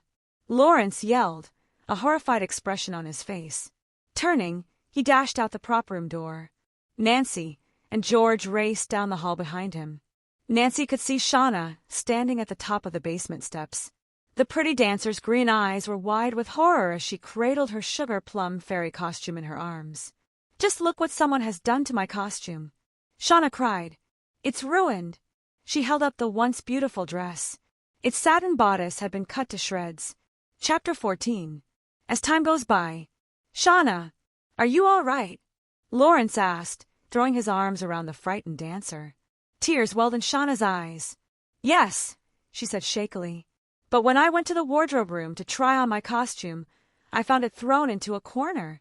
Shauna held up the costume again. Jagged lines zigzagged through the satin bodice, and the wispy silver tulle skirt had been yanked from the top. It's been cut with very sharp scissors, Nancy said, fingering the ruined dress. What's going on? Madame Dugrand came up behind Nancy. When she saw the costume, she let out a cry. Shauna, your beautiful costume. Who would do such a thing? Her costume, a trembling voice broken from down the hall. Has something happened to it? Nancy turned to see Mrs. Wolaski come out of Studio A, grasping Michelle Edwards' hand for balance. Michelle was dressed in her Clara nightgown. One sleeve had just been pinned on. Behind Michelle and the wardrobe mistress, Bess was carrying a tape measure and pin cushion. Mrs. Wolaski's face paled as she hobbled toward Shauna. Reaching out, she gently took the shredded garment from Shauna's arms. All my hard work destroyed, she said in a quivery voice. Madame put her arm around Mrs. Wolaski's shoulders. Oh, Gertrude, I'm so sorry. Michelle burst out crying and flung herself at her sister. Shauna, what are you going to do? Now you can't be the sugar plum fairy and... Hey! Bess broke in. She knelt down and put an arm around Michelle. Have some faith. Mrs. Wolaski and I will perform a little magic and make your sister a whole new costume. Really? Michelle sniffed. Really? Bess replied. But when Nancy glanced over at the white-haired wardrobe mistress, she wasn't sure the older woman was up to it. Her shoulders were slumped in defeat. This whole thing was directed at me, Mrs. Wolaski said, looking at Madame. Everyone knows I spent weeks designing and making this costume. No, you're wrong, Shauna said bitterly. It's me the person's after. She looked directly at Lawrence. I think you did this to hurt me. You and Darcy. Now wait just a minute, Lawrence retorted. I'm sick of being Mr. Bad Guy. This show is just as important to me. Why would I ruin it? George spoke up. Because you and Darcy are both jealous of Shauna. And you and Darcy were the only two who weren't at the gala all night, Bess chimed in. You had to be the ones who broke into the school and rammed our car. Lawrence turned bright red. That's crazy. You want to know what Darcy and I did last night? Yes, Shauna replied in a quiet voice. Everyone stared expectantly at Lawrence. For a second, he looked around at all the faces. Then he let out a sigh. All right. I didn't want to say anything, because Darcy made me promise not to. She's afraid of what might happen, and he hesitated. Well, she's kind of embarrassed. Excuse me, Mrs. Wolaski interrupted, but I'd better go downstairs and work on Shauna's costume. Maybe the skirt can be saved, and I can take a bodice from another costume, and, turning, she started down the steps, muttering to herself. I don't know why you're all so mad at Darcy, Michelle said suddenly. She's still at home. Dad's bringing her later. She couldn't have cut up the costume. Shauna sighed. You just don't understand, Michelle. Maybe I should finish fitting Michelle's costume, Beth suggested. Taking the younger girl's hand, she led her back to Studio A. So go on, Lawrence, Shauna said, her voice trembling a bit. He held up one hand. Look, this isn't easy. I feel like I'm betraying Darcy. Well, someone needs to explain what's going on, Nancy said. The dress rehearsal is 4 days away. Whoever is trying to ruin the show is getting desperate. Lawrence shook his head. All I can do is tell you what happened and hope you'll believe me for once. I'll believe you, Lawrence, Madam said, patting his arm. You've been like a son to me. I can't imagine you doing anything to hurt me. Thanks. Lawrence gave her an appreciative grin, then glanced at Shauna. Madam motioned them all to follow her down the hall. I think we'd better discuss this in my office, she suggested. When everyone had piled into the office, Lawrence took a deep breath. Okay, I'll admit that, when Shauna came back and Madam asked her to help with the choreography, I was plenty mad. I even tried to make Shauna look bad at rehearsals, which I'm sorry for. It was stupid of me, and when Shauna almost fell, well, I guess I realized how foolish I'd been. He glanced up at Shauna, his gaze apologetic. I know now that you were only trying to help make the Nutcracker a success. You weren't trying to hurt me. What about Darcy? Nancy prompted. Well, Darcy was really bent out of shape, big time, Lawrence continued. She convinced herself that the part of the sugar plum fairy would be hers. And, his cheeks flushed, she convinced herself that we had some kind of relationship. When I saw how overboard Darcy was going, and how she was ruining the production for everyone, well, I tried to talk some sense into her. Nancy nodded, but she wouldn't listen. Oh, she listened, Lawrence said, running a hand through his blonde hair. She even admitted that she filled the snow machine with soap flakes and turned it on. She thought it would just mess things up.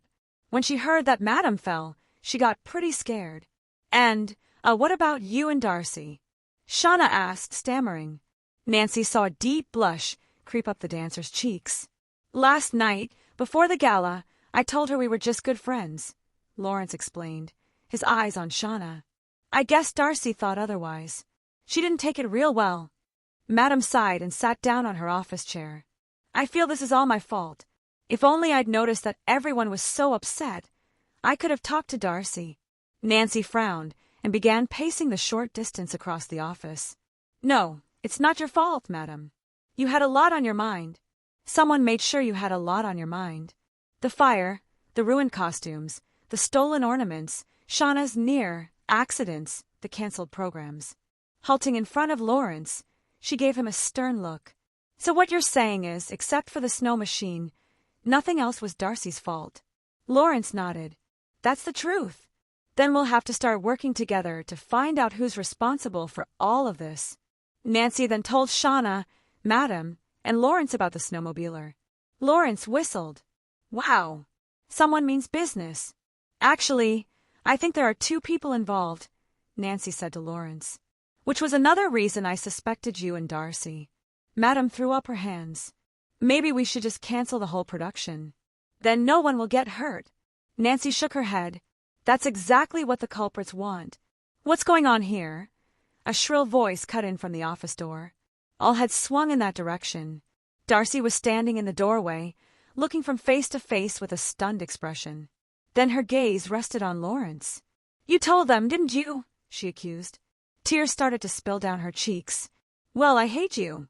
I hate all of you. She spun around, but Shauna rushed over and grabbed her sister's arm. Darcy, stop. There's been enough anger and jealousy. Lawrence had to tell us everything. We had to know that the 2 of you weren't involved in all the terrible things that have been happening here. But I was involved, Darcy sobbed. I didn't mean to hurt anyone. It's just that. I was so mad at everyone. And I thought no one cared about me. There. Madam pulled a tissue out of her pocket and advanced on the 2 sisters. I don't blame you, Darcy. If it had happened to me, I would have been upset too. Nancy remembered Madam's story about Grace Turner. If only they could get that age progression back this afternoon. She had a feeling the old photo held a very important clue.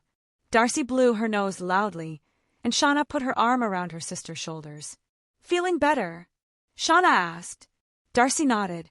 I know this is a little late, Madam said to Darcy, a twinkle in her eye. But since you know the dances already, how would you like to be the sugar plum fairy in one of the matinees?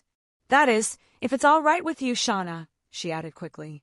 Both girls nodded. Then Darcy hugged Madam. I'm sorry I caused so much trouble. No trouble, dear. Madam smoothed the younger sister's auburn hair. Lawrence let out a deep breath. Well, now that that's been resolved, what's the next step? He looked at Nancy. Get back to work on the Nutcracker, Nancy answered. Make sure it's the best production the dance school has ever put on. But, she warned, don't forget, we're all in danger. The next day, Monday, Nancy spent a lazy morning at home. She'd already called the dance school to make sure that nothing strange was going on. She passed the time by reading the newspaper and eating a leisurely breakfast. But as the morning wore on, Nancy began to grow anxious. She was eager to get a look at the results of the age progression. Chief McGinnis laughed after she called him a second time. It'll be ready in an hour, he assured her. The technician will leave it at the front desk. Nancy phoned Bess and George, then ate a quick lunch. By the time she'd picked up her two friends and parked in front of the police station, exactly 1 hour had gone by. Once inside the station, the girls went straight to the desk. We're here to pick up a photograph, Nancy told the sergeant on duty. You must be Nancy, Drew. He picked up an 8x10-inch manila envelope and handed it to Nancy. Hurry and open it, Nancy, Bess urged. Nancy pulled out 2 photographs and laid them side by side on the sergeant's desk. One was a blow-up of Grace Turner from 35 years ago. The other was the computer's age progression. Silently, the 3 girls studied the now older-looking woman. The computer had given her permed gray hair, thinner cheeks, and wrinkles under her eyes. What do you think? George asked. Nancy frowned. The older Grace Turner looks quite a bit like the younger one. It doesn't remind me of anybody, but then, our culprit could be using a disguise now. Then Nancy had an idea. Excitedly, she turned to the desk sergeant and asked him for a pencil. Let's try something, she said. Quickly, she began drawing on the photograph. She added glasses, wispy strands of hair, and bags under the eyes. Bess leaned forward and peered down at the now-enhanced photo. Oh, no, she gasped a second later. It looks like Mrs. Wolaski. I'm afraid so, Bess, Nancy said. There's a very good chance that Mrs. Wolaski is also Grace Turner, the only enemy Madame Dagrand has ever had. Chapter 15. A Star in Peril. Wait a minute. Bess frowned in confusion. Mrs. Wolaski is really Grace Turner? That's crazy. Mrs. Wolaski is about 70 years old, and Grace Turner should be the same age as Madame Dagrand. Nancy nodded. Pretty clever disguise, huh? So it's all an act, George said, nodding. The limp, the cane, the hunched shoulders, how upset she was when Shauna's costume was slashed. Bess shook her head in bewilderment. No way. Mrs. Wolaski slaved over that costume. She wouldn't have deliberately ruined it. Unless she thought it would take suspicion off her, Nancy explained. Remember, she knew we'd found that photo. And I bet she was listening in the hall when I made the connection between Grace Turner and the initials on the handkerchief. She must have figured that someone would recognize her sooner or later. We'd better get back to the school and warn Madame Dagrand, George said. Nancy nodded. The faster the better. When the girls reached the dance academy, they hurried straight to Madame's office. The directress looked up when they knocked on the door. Everything is falling into place now, thanks to you girls, she said with a smile. The programs are here. Darcy and Lawrence are rehearsing for the matinee, and Mrs. Wolaski managed to fix Shauna's costume. Then she noticed the girls' crestfallen faces. What's wrong? She asked quickly. I'm afraid we have some bad news, Nancy told her. Take a look at this. Bess pulled the 2 photos out of the manila envelope and laid them on the desk. I had your old photo age progressed, Nancy explained. There's Grace Turner 30 years ago, and here she is now. But this looks like... It couldn't be. Madame Dagrand tilted her head to look up at Nancy. Gertrude Wolaski. George, Bess and Nancy all nodded. Her brow furrowed. Madam again studied the pictures. So Grace really did come back to haunt me. After all this time. She really must have hated me that much. The directress sighed. And I thought Gertrude volunteered to sew costumes because she loved ballet. How sad to think she was just waiting for a chance to get revenge. Where is she now? Nancy asked. She's downstairs fitting Shauna with her new costume, Madame Dugran replied. Shauna's alone with her? Nancy asked, her voice rising. Why, yes. She went down about a half hour ago. Oh, I hope nothing's happened. Me too, Nancy said in a grim voice. Quickly, she led the way out of Madame's office and down the hall to the basement door. But when the four of them reached the wardrobe room, they found it deserted. Oh, no! Madame looked around the empty room. What could have happened? I know they were down here half an hour ago. Nancy squeezed the directress's hand. Let's not panic yet, she said reassuringly. Maybe they're in one of the studios. Back upstairs, the girls and Madame spread out. First Nancy checked Studio A. Lawrence and Darcy were working on the pas de deux. Now what's wrong? Lawrence muttered when Nancy waved him over. It's bad enough that Roger, our so-called piano player, didn't show up. But when Lawrence and Darcy heard Shauna was missing, they immediately volunteered to help. Pulling on their sweats and sneakers, they followed Nancy into the hall. As they rushed down to the next studio, Nancy explained about the photo and why they were looking for Mrs. Wulaski. 10 minutes later, everyone had gathered in Madame's office. The entire building had been searched, but there was no sign of Shauna or Mrs. Wulaski. Did Shauna drive today? Nancy asked. Madame nodded. But I picked up Gertrude at her house. Then that's where we'll look next. After Madame gave her Mrs. Wulaski's address, Nancy quickly put on her coat and headed outside. Lawrence, George, and Bess followed. Darcy and Madame stayed behind to call the Edwards' house just to make sure Shauna hadn't been picked up by someone. But when Nancy checked the parking lot, Shauna's beat-up Ford was in its usual place beside Madame Dugran's small foreign car. Nancy, take a look at this, George called from the corner of the building. Nancy, Bess, and Lawrence ran toward her through the snow. George held up a gold bracelet that glistened in the sun. It's Shauna's, Lawrence exclaimed. She never takes it off, not even for rehearsal. She must have dropped it on purpose. Stay here a minute, Nancy told the others as she hurried around the side of the building. She didn't want anyone accidentally messing up the footprints. Nancy slowly walked forward following the same path the thief had taken the day the photo had been stolen. Studying the tracks, she found her own footprints from Sunday, then the pointy-toed prints. Mixed in with the two was a third pair of prints, which moved straight ahead. Besides them, a smaller set of prints seemed to zigzag back and forth. Nancy bent down to take a closer look. At one point, the third set of footprints turned into slide marks in the snow, as if someone had been dragged. Nancy's heart quickened. If Shauna had dropped the bracelet, then one of these sets of prints was hers. And if Nancy's hunch was right, they were the ones that zigzagged. That probably meant that Shauna wasn't traveling under her own free will.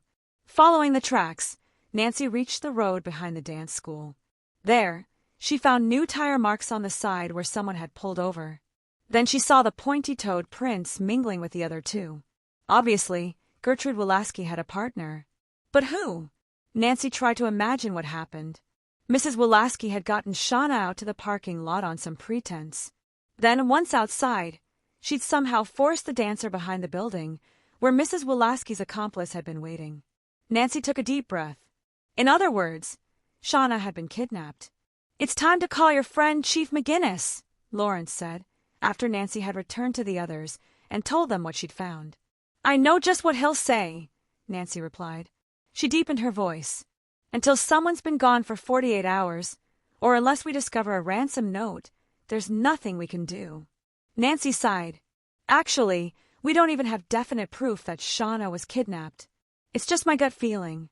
And your gut feelings are usually right, George added. So what are we going to do? Bess asked anxiously. Nancy headed for the school's front door. First, we tell Madame. Then we pay a visit to Gertrude Wulaski's house. But why would Gertrude kidnap Shauna? Madame Dugran asked when she'd gotten over the initial shock. Darcy had gone back to Studio A to gather the rest of her things.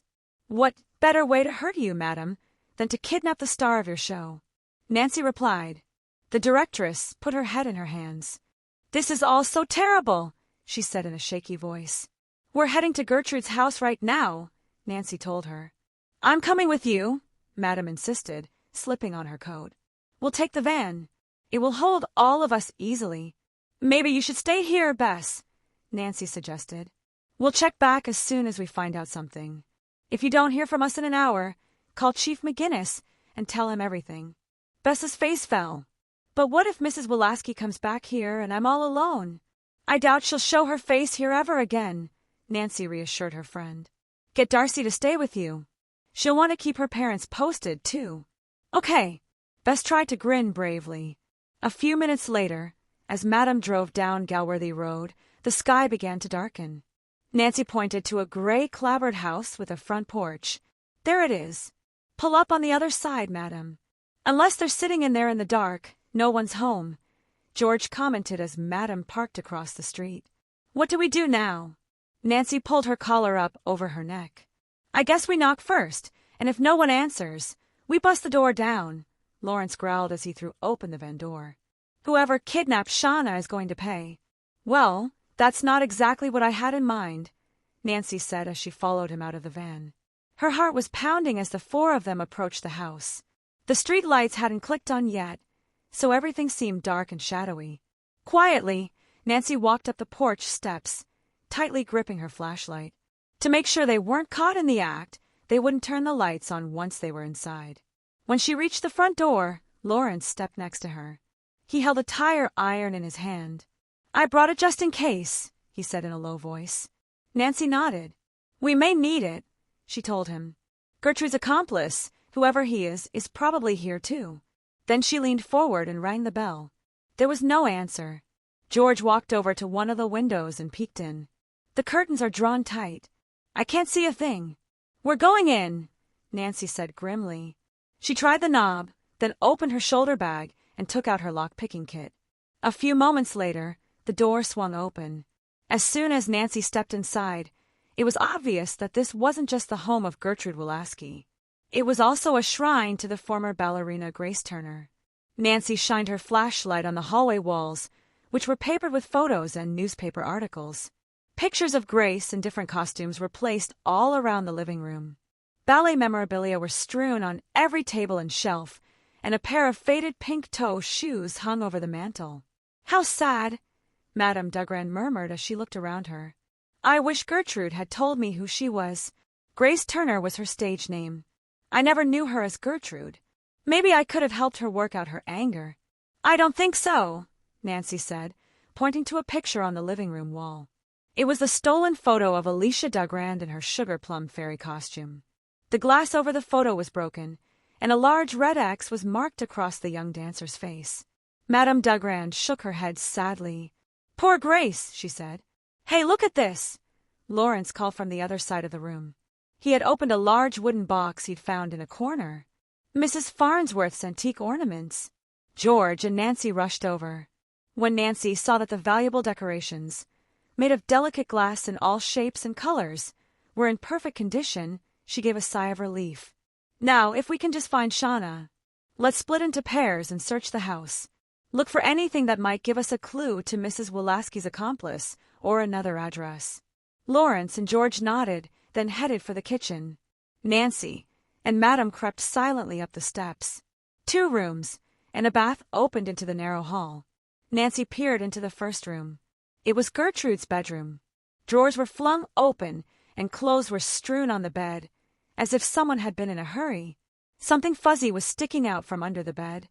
When Madame caught sight of it, she grabbed Nancy's arm, startled. Nancy bent down to pick up the fuzzy object. It was Mrs. Wulaski's wispy-haired wig. "I guess she doesn't need this anymore," Nancy said grimly. She motioned for Madame to follow her. "Let's check the other room." It was a small, sparsely furnished office. Nancy walked over and opened the front of an oak desk, shining the flashlight beam on a stack of envelopes. "Here's a bank envelope with canceled checks," she said. "Maybe they'll tell us something." "Why don't you look through them?" she added, handing the envelope to Madame. Then Nancy began to examine the other envelopes. Letters, bills, A tap on her arm made Nancy look over at Madame. The directress was staring at a handful of checks. "Nancy, look at these." Nancy shined the flashlight on the canceled checks. Then she took them from Madame and looked closely at each one. There were 10 checks in the amount of $500, and every one of them was made out to Roger L. Wolaski. They'd found Gertrude Wolaski's accomplice. Chapter 16. Pas de deux. Roger L. Wolaski, Nancy murmured. "Do you think the L could stand for Lutz?" she asked Madame. "Lutz must be his middle name," Madame replied. Then she gasped. "You mean Roger is Gertrude's son?" "He may be her son, or some other kind of relative," Nancy said. "It makes sense, I guess. It would be hard to recruit a total stranger to help carry out a loony plan like Gertrude's." When Nancy and Madame made their way back to the living room, Lawrence and George reported that the rest of the house was deserted. Nancy explained Roger's role in the scheme and that he was somehow related to Gertrude. "Roger Lutz is working with Mrs. Wolaski," Lawrence said after Nancy had told him and George the news. "But he's such a mousy little guy." "Roger has to be Gertrude's accomplice," Nancy replied. "He had access to the building, and since he was always way in the background, no one suspected him." She showed Lawrence and George the canceled checks. "I never suspected they were related," George commented. Mrs. Wolaski acted as if she didn't even know Roger. With a dejected expression, Madame slumped down on the sofa. "How could I have been so blind? I even saw Roger sneaking around on the day of the fire and never paid any attention. Those two were sabotaging my school right under my nose. Now we have to figure out where they took Shauna," Nancy said. "Madame, when you hired Roger, did you get an address?" "Oh my, I didn't." Madame's shoulders slumped even more. "I was just so glad to have someone play the piano for free. He seemed like such a nice man." Nancy began pacing back and forth. "Okay, everybody think. Did Roger ever mention where he lived? Or mention anything at all about where he lived? Like he lived with his parents, or in an apartment? And how about a license plate number, or even what his car looked like?" Nancy stopped and looked at the others, but their expressions were blank. "How about what college he went to?" she tried again. Lawrence shook his head. "The guy never said boo to anyone. I'll call Bess and Darcy to tell them what we found out." George started toward the kitchen. "Maybe one of them knows something." While she waited for George to return, Nancy continued to pace, trying to figure out what to do next. They could call the police, but what would they tell them? That the 4 of them had broken into a house? That would go over well with the River Heights police. Suddenly, George rushed back into the room. "I think I've got a clue," she said excitedly. "Darcy remembers Roger talking about his brand-new apartment." Lawrence snorted. "Well, that narrows it down to about 100 or so, just in River Heights." Brand-new apartment, Nancy thought, and then something clicked in her mind. "That's it," she cried. "Come on, everyone. I know where Roger lives." When they were back in the van, Nancy gave directions to Madame and explained how she'd figured out that Roger lived in the new garden complex for singles. "That's where the van was heading on the night Bess and I followed it. Roger must have been taking my ornaments back to his apartment. When he spotted us, he turned the tables and started to chase us." "But how are we going to figure out which is his apartment?" Lawrence asked doubtfully. He was in the passenger seat, holding tight to the door. Madame was driving as quickly as she could without breaking any laws. Nancy told her to take a sharp right, and they turned into the main street of the complex. As the van slowed, she studied all the entrances carefully. "If I'm remembering correctly, the van pulled out of this drive and began to tail us." She pointed to the second entrance on the left. Just then, Madame hit the steering wheel with the palm of her hand. "A blue foreign thing," she declared. "Ha!" Lawrence swung around. "You mean that's what Roger drove?" Madame nodded emphatically. "All right." From the back seat, George gave the directress a pat on the shoulder. Madame turned the car into the complex and began to cruise alongside the line of parked vehicles. The road curved in a semicircle in front of the 4 apartment buildings. Nancy counted 4 small blue cars. "Now what?" George asked in a gloomy voice. "We can't knock on every door." "Pointy-toed shoes," Nancy reminded her friend as she swung the car into a parking spot. "Would you mind speaking English?" Lawrence said. Nancy opened the van door. "We need to look for pointy-toed footprints in the snow. Roger must have been the one wearing shoes like that." Excitedly, The four of them got out and began to look around. When Nancy searched the snow on the curb by the last blue car, she found what she was looking for. Footprints with clearly pointed toes. They led directly to the third building. Quietly, the four of them stepped into the outside foyer. They all stood in front of the rows of mailboxes, and Nancy said, "Look." She pointed to the white strip under the box for apartment 3B. R.L. Wulaski was written on it. "So do we call the police now?" George asked. Lawrence held up his tire iron. "No way. It's 4 against 2. By the time the police come blasting in here, who knows what Grace and her wacky sidekick will have done to Shauna." Nancy turned and laid her hand on Madam's arm. "Madam, why don't you take the van and drive to the nearest phone? Call Chief McGinnis and tell him to send a squad car over." "No," Madam replied firmly. "I want to confront Grace myself." "I'll do it, Nancy," George offered. "I'll call Bess and Darcy, too." Grabbing Madam's keys, George hurried back to the car. Nancy took a deep breath. "Now it's only 3 against 2. "Yeah, but we do have the element of surprise," Lawrence said. "Maybe. Unless they've been watching us from a window." Motioning the others to stay put, Nancy walked back to the sidewalk and looked up. The 2 windows on the 3rd floor were dark. Were Mrs. Wulaski and Roger just pretending not to be home? Nancy rejoined Lawrence and Madame Dagrand in the foyer. "I'm ready." Madame's eyes were determined. Nancy took a deep breath. "Then let's go." Cautiously, the 3 of them went up to the 3rd floor. Nancy put her ear to the door of apartment 3B and listened. All seemed quiet. She took her lock-picking kit from her purse and unlocked the mechanism. When she quietly swung the door in, she saw the apartment was dark. When her eyes adjusted, Nancy was surprised to see Shauna sitting in a chair in the center of the room. Her mouth was gagged, and her hands were tied behind her with rope. Shauna looked at Nancy with frightened eyes. Then she tried to cry out in a muffled voice. "Shauna!" Lawrence shouted, pushing past Nancy. "No! It's a trap!" Nancy cried. Grabbing Lawrence's arm, she tried to stop him. But it was too late. Someone sprang from behind the door and whacked Lawrence on the back of the head with a cane. The dancer crumpled to the floor. It was Roger. He turned and smiled wickedly. "Welcome, Miss Drew." He raised the cane menacingly. Just then, out of the corner of her eye, Nancy glimpsed something that would help her out of her predicament. It was the Mouse King headpiece, which she figured Roger and Mrs. Wulaski had stolen in a last-minute attempt to ensure that the ballet would be ruined. Without giving Roger a moment to react, Nancy picked up the headpiece and swiftly yanked it over his head. From inside the Mouse King head, Roger emitted a muffled squeal of anger as he groped for Nancy. She had put the piece on backward, so that Roger was completely blinded and had no idea where he was standing in relation to Nancy. He turned in a semicircle, desperately swinging the cane to try to strike her. Nancy tried to grab the cane, but just then Roger stumbled on a coffee table and, with a screech, fell to the floor. Crouching down, Nancy dug her fingernails into Roger's skin, squeezing the tendon in his wrist hard.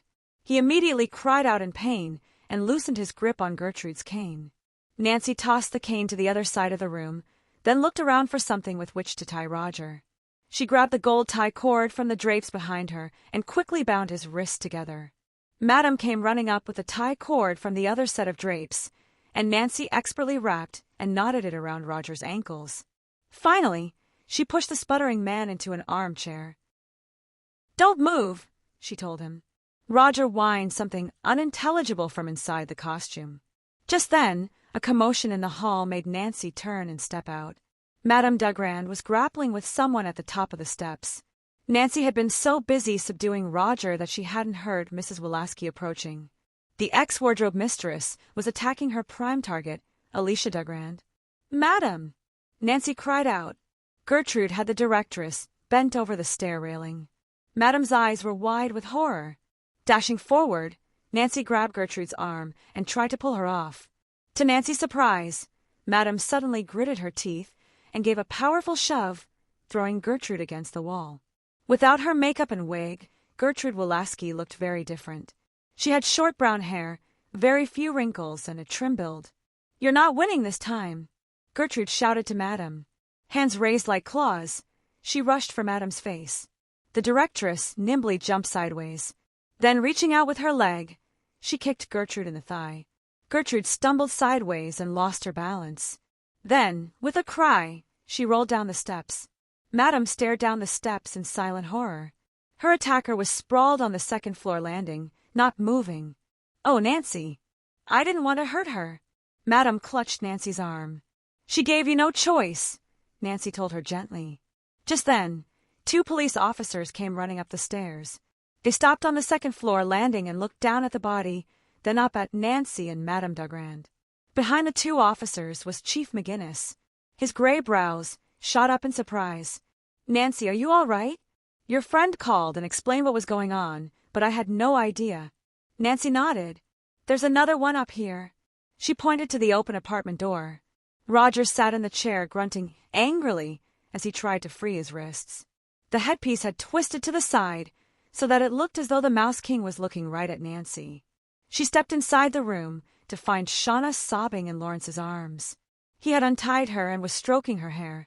Now that Nancy could see that everyone was okay, she wearily slumped against the wall.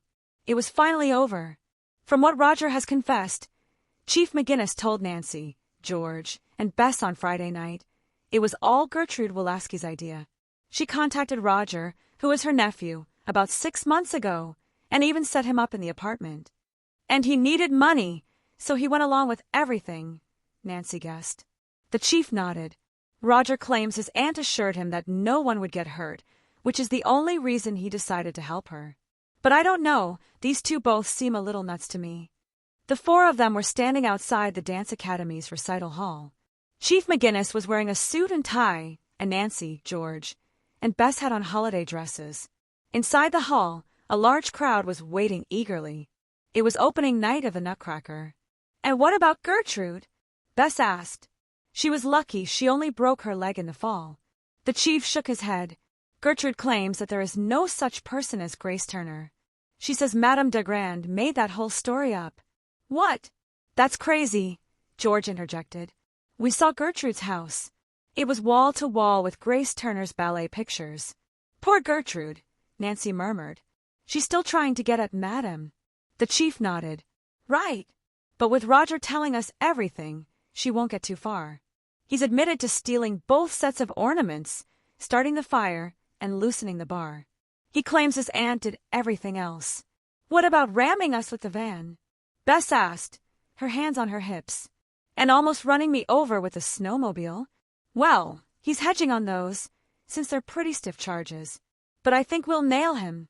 Nancy sighed. "I'm just glad we caught those 2 in plenty of time.